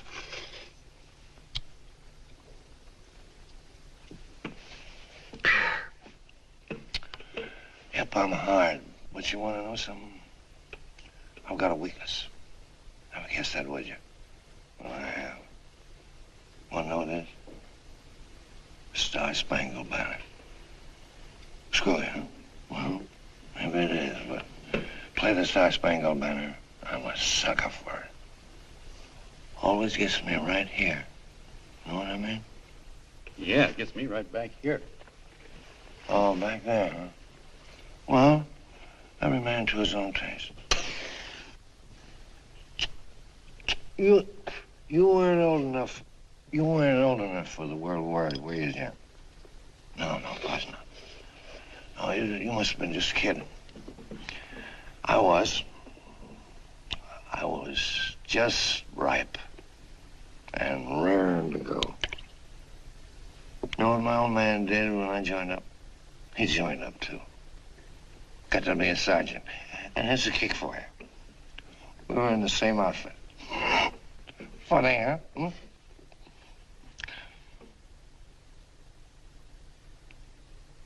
He was killed, John.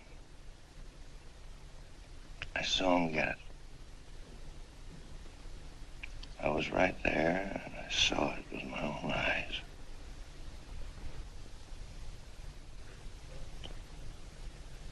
Me, I came out without a scratch.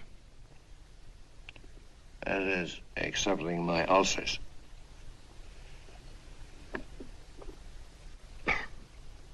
I should be drinking milk, you know. This stuff is poison. Hey, Tubby. Yes, Mr. Connell? What do you say, huh? All right. Yep, I'm a sucker for this country. I'm a sucker for the Star-Spangled Banner, and I'm a sucker for this country. I like what we got here. I like it. A guy can say what he wants and do what he wants without having a bayonet shoved through his belly. And that's all right, isn't it? You betcha. Yeah. Well, we don't want anybody coming around changing it, do we? No, sir. No, sir. And when they do, I get mad. I get boiling mad. And right now, John, I'm sizzling. I get mad for a lot of other guys besides myself. I get mad for a guy named Washington, and a guy named Jefferson, and Lincoln. Lighthouses, John. Lighthouses in a foggy world. You know what I mean? Yeah, you bet. Listen, pal. This fifth column stuff is pretty rotten, isn't it? Yeah, it certainly is. And you'd feel like an awful sucker if you found yourself marching right in the middle of it, wouldn't you? You. Of course, you wouldn't know it because you're gentle. But that's what you're doing. You're mixed up with a skunk, my boy. A no-good, dangerous skunk. Say, you're not talking about Mr. Norton, are you? I'm not talking about his grandfather's pet poodle. You must be wrong, Mr. Cannell. Because he's been marvelous about the John Doe clubs. Yeah? Say, you're sold on this John Doe idea, aren't you? Sure. Sure. I don't blame you. So am I. It's a beautiful miracle. A miracle that can only happen right here in the good old USA. And I think it's terrific. What do you think of that? Me, hard-boiled Cannell, and I think it's plenty terrific. All right. Now, supposing a certain unmentionable worm whose initials are DB was trying to use that to shove his way into the White House so he could put the screws on, so he could turn out the lights in those lighthouses. What would you say about that, huh? Nobody's going to do that, Mr. Cannell. They can't use the John Doe clubs for politics. That's the main idea. Is that so? Then what's a big political boss like Hammett doing in town? And a labor leader like Bennett? And a lot of other big shots is up at DB's house right now. Wolves, John. Wolves. Waiting to cut up the John Does. Wait till you get a gander at the speech you're going to make tonight.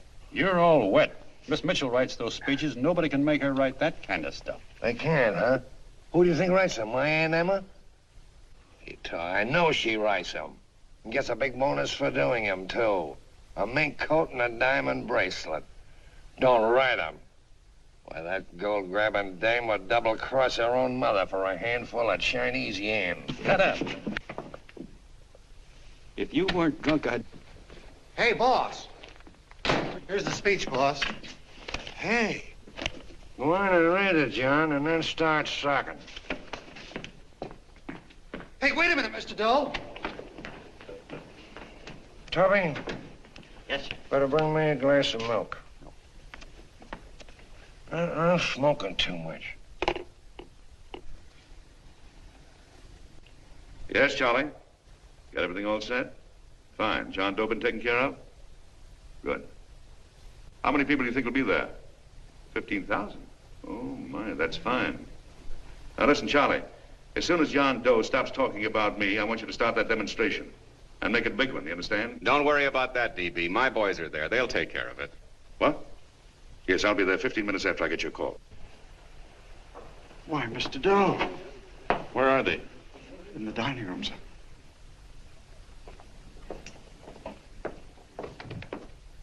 Now, gentlemen, I think we're about ready to throw that great big bombshell. Yeah, well, it's about time. Even a conservative estimate shows that we can count on anywhere between 10 and 20 million John Doe votes. Now, add to that the labor vote that Mr. Bennett will throw in, and the votes controlled by Mr. Hammett and the rest of you gentlemen in your own territories, and nothing can stop us. As I said before, I'm with you, providing you can guarantee the John Doe vote. Don't worry about that. You can count on me on one condition. Little Bennett's got to be taken care of. Didn't I tell you that everybody in this room would be taken care of? My agreement with you gentlemen stands. I'm with you, DB, but I still think it's a very daring thing we're attempting. These are daring times, Mr. Barrington. We're coming to a new order of things. There's too much talk been going on in this country. Too many concessions have been made. What the American people need is an iron hand. You're right. That's true. You're quite right, E.B. Discipline. Right. And now, may I offer a little toast to Miss Ann Mitchell, the brilliant and beautiful lady who is responsible for all this. Miss Mitchell. Mr. Norton, I'd like to talk to you alone for a minute. Oh, Miss Mitchell has something to say to us. Let's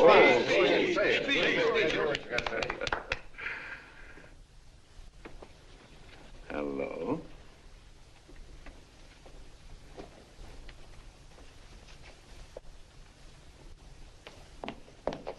John, I'm so glad to see you. I was terribly worried. Did you write this? Yes, I did, John, but I had no idea what was going on. You didn't? No. That's a swell bracelet you're wearing. John, why aren't you at the convention?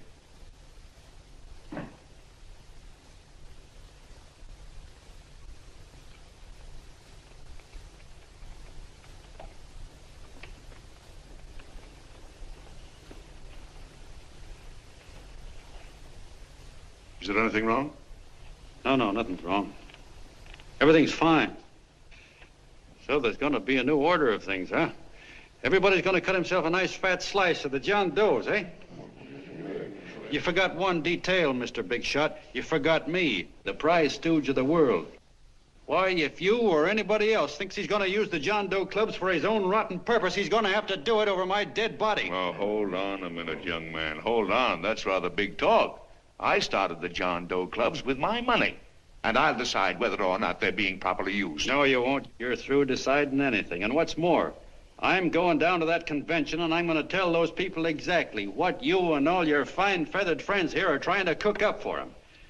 And I'm going to say it in my own words this time. Stop it, baby. You ruined us, Stevie. Wait a minute, fella. My uncle wants to talk to you. Listen to me, my son. Before you lose your head completely, may I remind you that I picked you up out of the gutter and I can throw you right back there again? You've got a nerve accusing people of things. These gentlemen and I know what's best for the John Does of America, regardless of what tramps like you think. Get off that righteous horse of yours and come to your senses. You're the fake. We believe in what we're doing. You're the one that was paid the 30 pieces of silver. Have you forgotten that? Well, I haven't.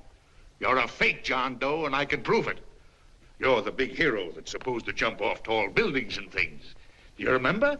What do you suppose your precious John Does will say when they find out that you never had any intention of doing it, that you were being paid to say so? You're lucky they don't run you out of the country. And with the newspapers and the radio stations that these gentlemen control, we can kill the John Doe movement deader than a doornail. We'll do it, too, the moment you step out of line. Now, if you still want to go to that convention and shoot your trap off, you go ahead and do it.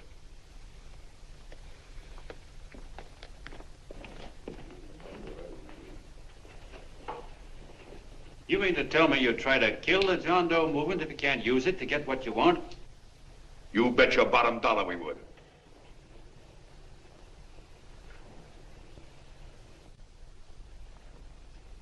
Well, that certainly is a new low. I guess I've seen everything now.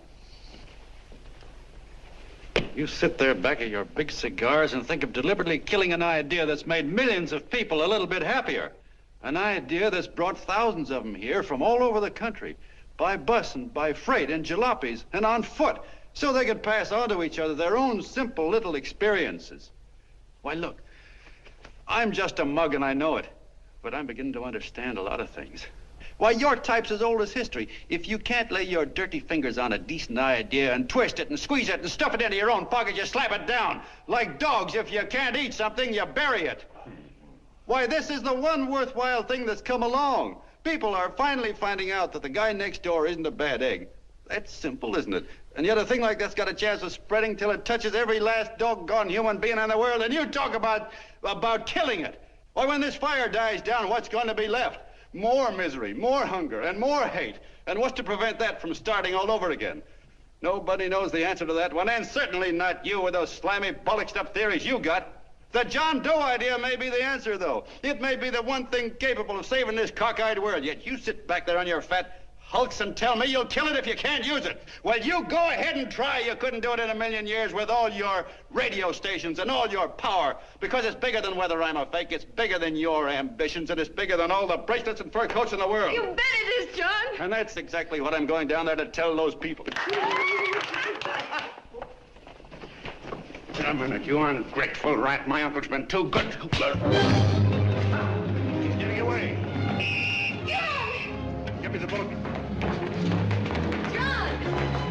I've always told you, D.B., you're playing with dynamite. Which way? All right, now, Kirk, get away. Before he gets through tonight, he'll ruin us all. I'll stop him cold. Don't worry, I've been ready for this. John!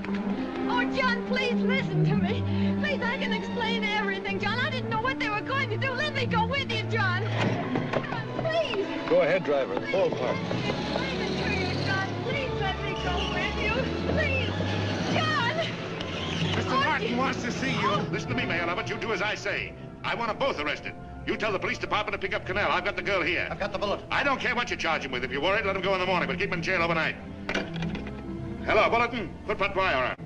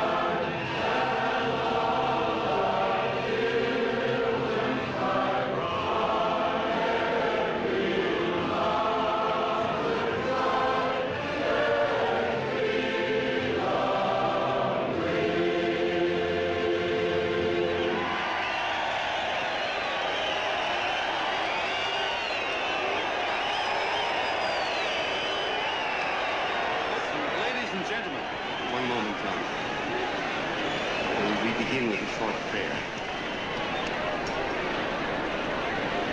Quiet, please.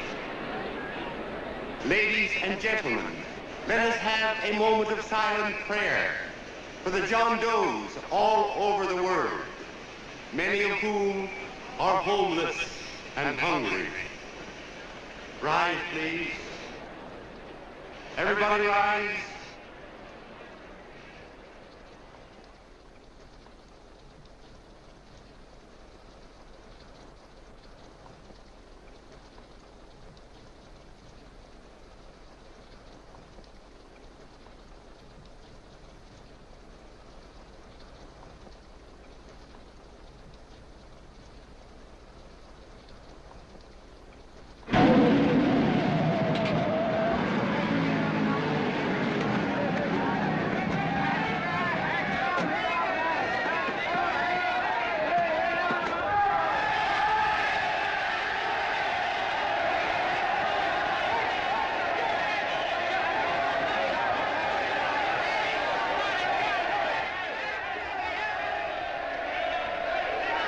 Newsboys. Hundreds of yelling newsboys are swarming into the park like locusts. They're yelling John Doe's a fake. Fake.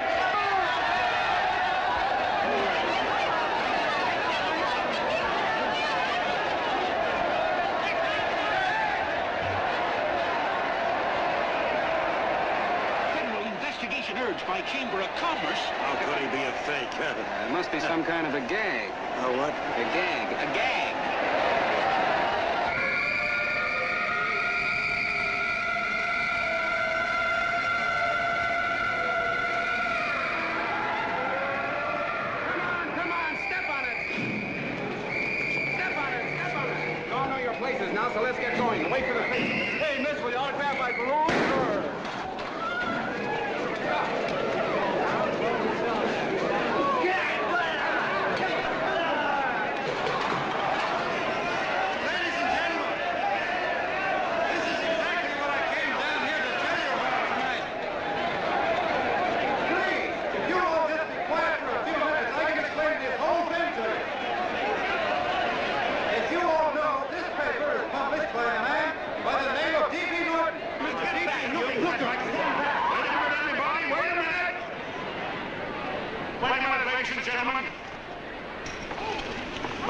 T.B. Norton. You all know me.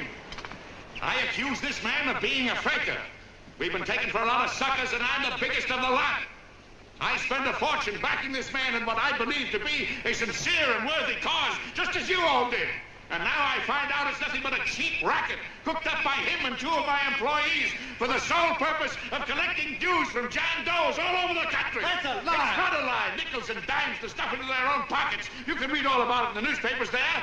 That's a lie. Listen, Let ladies and go gentlemen, of don't me. believe what... This man had no intention of jumping off the top of a building. He was paid to say so. Do you deny that? That's got nothing to do with it. Were you paid for it or weren't you? Yes, I was paid, but there And happened... what about the suicide note? You didn't write that either. What difference Did does you that write make? it or didn't you? No, I didn't write it. Now, you bet your life you didn't. You look in your papers, ladies and gentlemen, and you'll find Miss Mitchell's signed confession that she was the one who wrote it. Listen, folks, it's a fact that I didn't write the letter. There, you see, he admits it. You're a fake John Doe. For what you have done to all these good people, they ought to run you out of the country. And I hope they do it.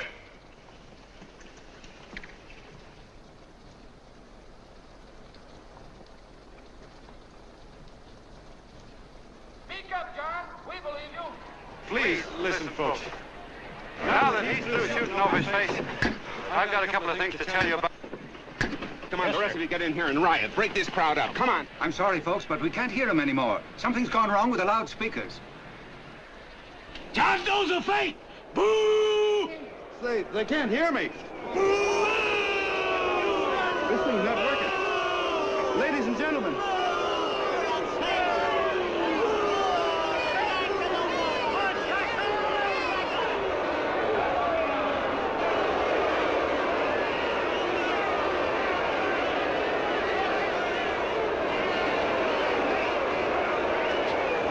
This thing's bigger than whether I'm a fake. Look, Kurt, you believe me, don't you? Sure, I believe you. Walking my legs off, digging up 5,000 signatures for a phony. Well, there you are, Mr. Doe. 5,000 names asking you not to jump off any roof. It makes no difference, Bert. The idea's still good. We don't have to give up our club. Yeah, well, you can have it. They're starting to throw things. Somebody's going to get hurt. I'm afraid it'll be John Doe. Listen to that mob. I'm gonna go to him. All right, lady. Can't let you out. Let me go. I want to go to him. Oh, please. Please let me go. They're crucifying him. I can help them. Sorry, sister. We got orders to hold you. Orders from who? Can't you see it's a framer? And oh, Mother, they won't let me go. They won't let me go. Listen, folks. You gotta listen to me, everybody. Back to the jungle, you hobo! Just another racket! Stick to your clubs. We've been fed baloney so long, we're getting used to it.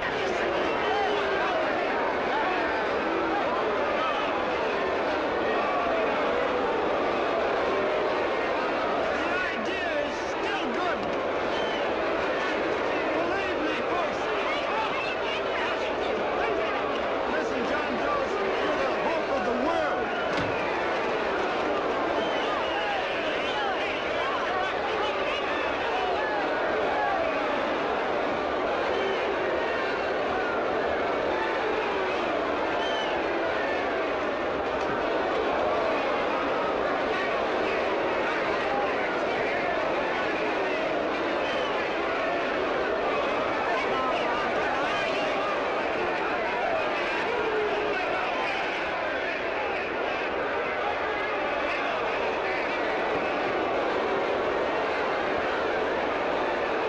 He's finally managed to get him out of the park. And if that boy isn't hurt, it'll be a miracle. Ladies and gentlemen, this certainly looks like the end of the John Doe movement. Well, boys, you can chalk up another one to the Pontius Pilates.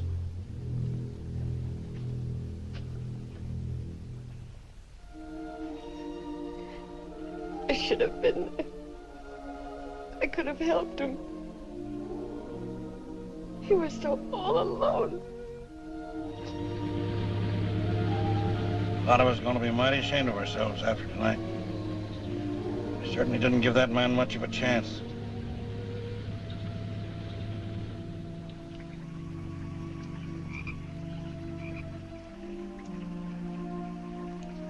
Have some more coffee, Long John? No thanks, Carl.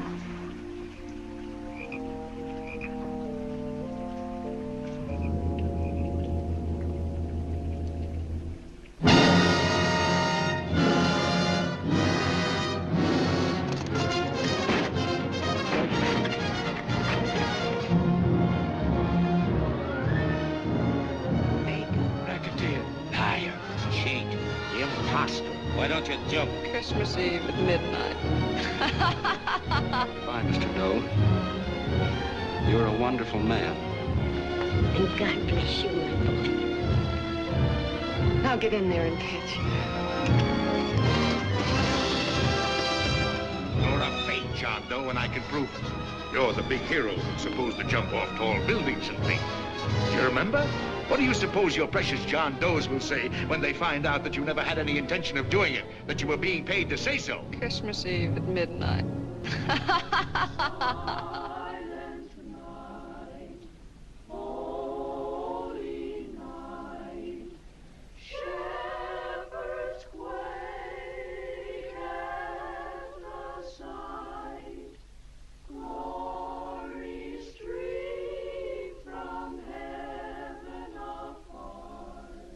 Merry Christmas, son.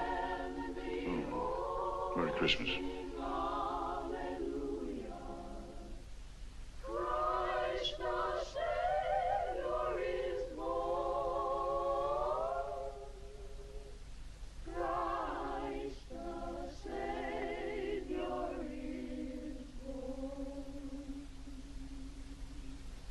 Thank you, sir.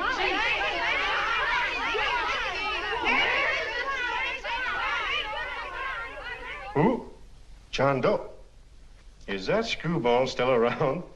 Dame's been calling all day. Sure, I know. Yeah, at midnight, huh? Okay, lady. We'll have the place surrounded with nets. They're laughing at me.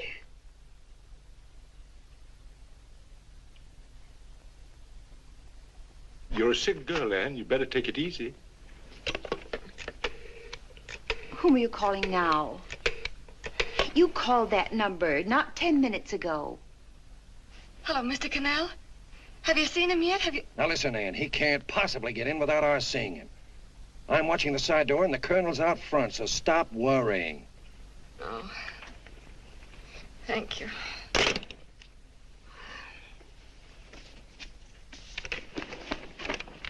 What, Ann? Anne, don't be foolish.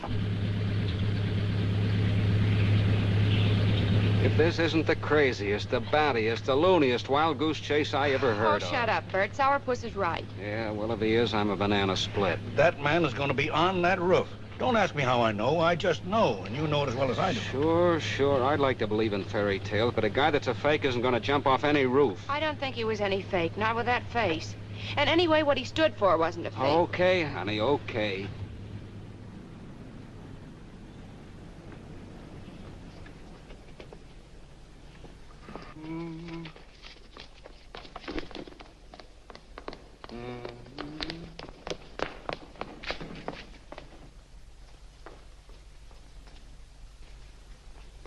Elevators ain't running. Colonel, You shouldn't have got out of bed, miss. has he been here? No. Have you seen him? I ain't seen him for a week. Where's Cannell? He's watching the other door. Oh, gee, you're swell. Oh. No sense in going up there. I've been here for hours. He ain't here. Let me go, will you? Now that's crazy. It's 14 floors.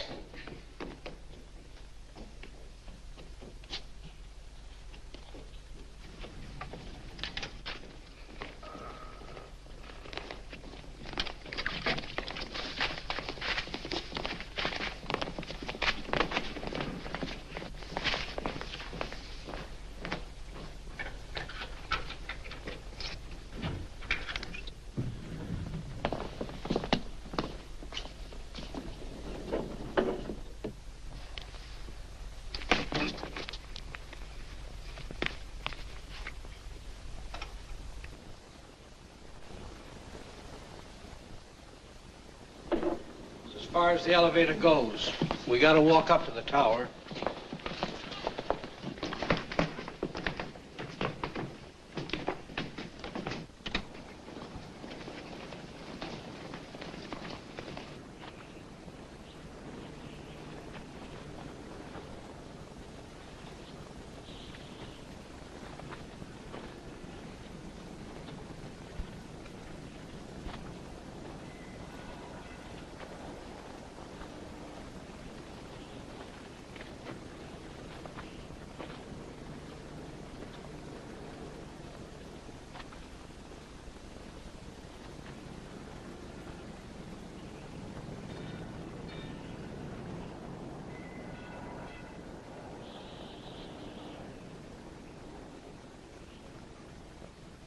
That tramp was probably full of Christmas cheer and asleep in some flop house. Let's go. I've got to decorate my tree.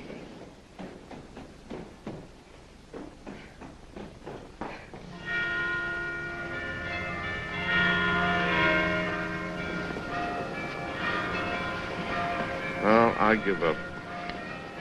I don't know what gave us the idea that we'd attempt anything like this. I guess you're right.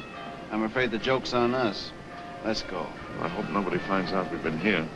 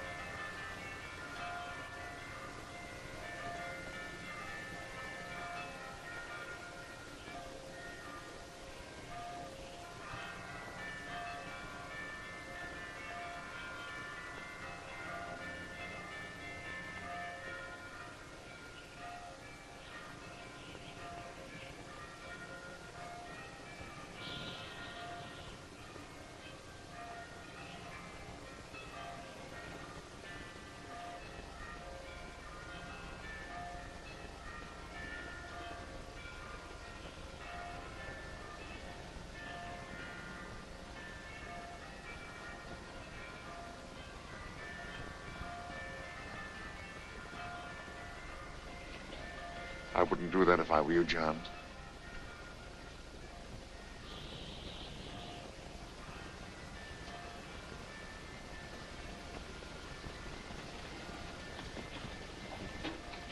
It'll do you no good.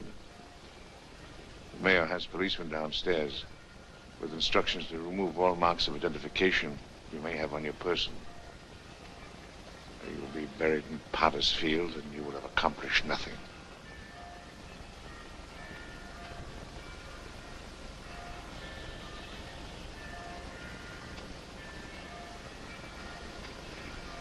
I've taken care of that. I've already mailed a copy of this letter to Mr. Cannell. John, why don't you forget this foolishness? Stop right where you are, Mr. Norton, if you don't want to go overboard with me.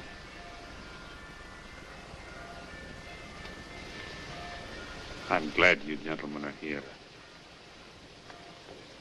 You killed the John Doe movement, all right. But you're going to see it born all over again.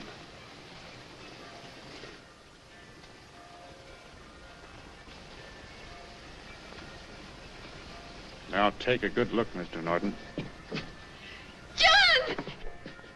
John! Oh, John, no, I won't let you. I love you, darling. Oh, please. Please don't give up. We'll start all over again. Just you and I. It isn't too late. The John Doe movement isn't dead yet.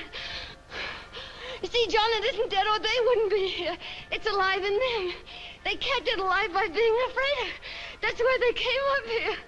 Oh, darling. Sure, it should have been killed. It was dishonest.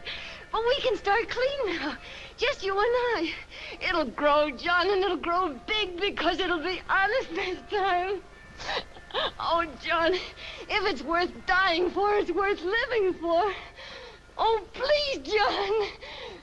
Oh. Oh, please, please, God, help me. John, look at me. You want to be honest, don't you? Well, you don't have to die to keep the John Doe idea alive. Someone already died for that once. The first John Doe. And he's kept that idea alive for nearly 2,000 years. It was he who kept it alive in them. And he'll go on keeping it alive forever and always. For every John Doe movement, these men kill a new one will be born. That's why those bells are ringing, John. They're calling to us. Not to give up, but to keep on fighting, to keep on pitching. Oh, don't you see, darling? This is no time to give up. You and I, John, we... Oh, no. No, John. If you die, I want to die, too. Oh, I love you. Oh, I do.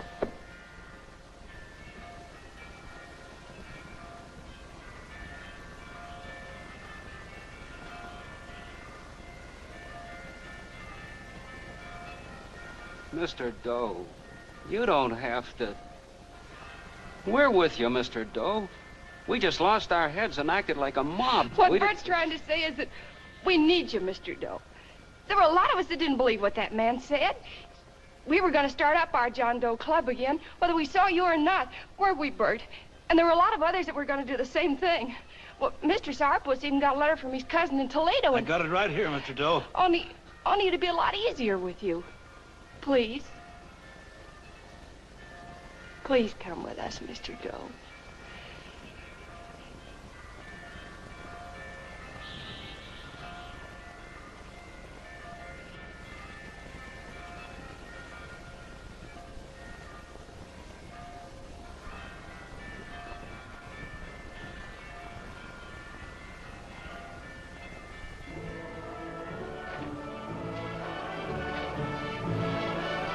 Long John. Mr. Doe. Here, we'll help you with her. She'll be all right. Mr. Doe, take her right down to the car. And right up front. Look, we got a car right down where it is. They are, Norton, the people. Try and lick that.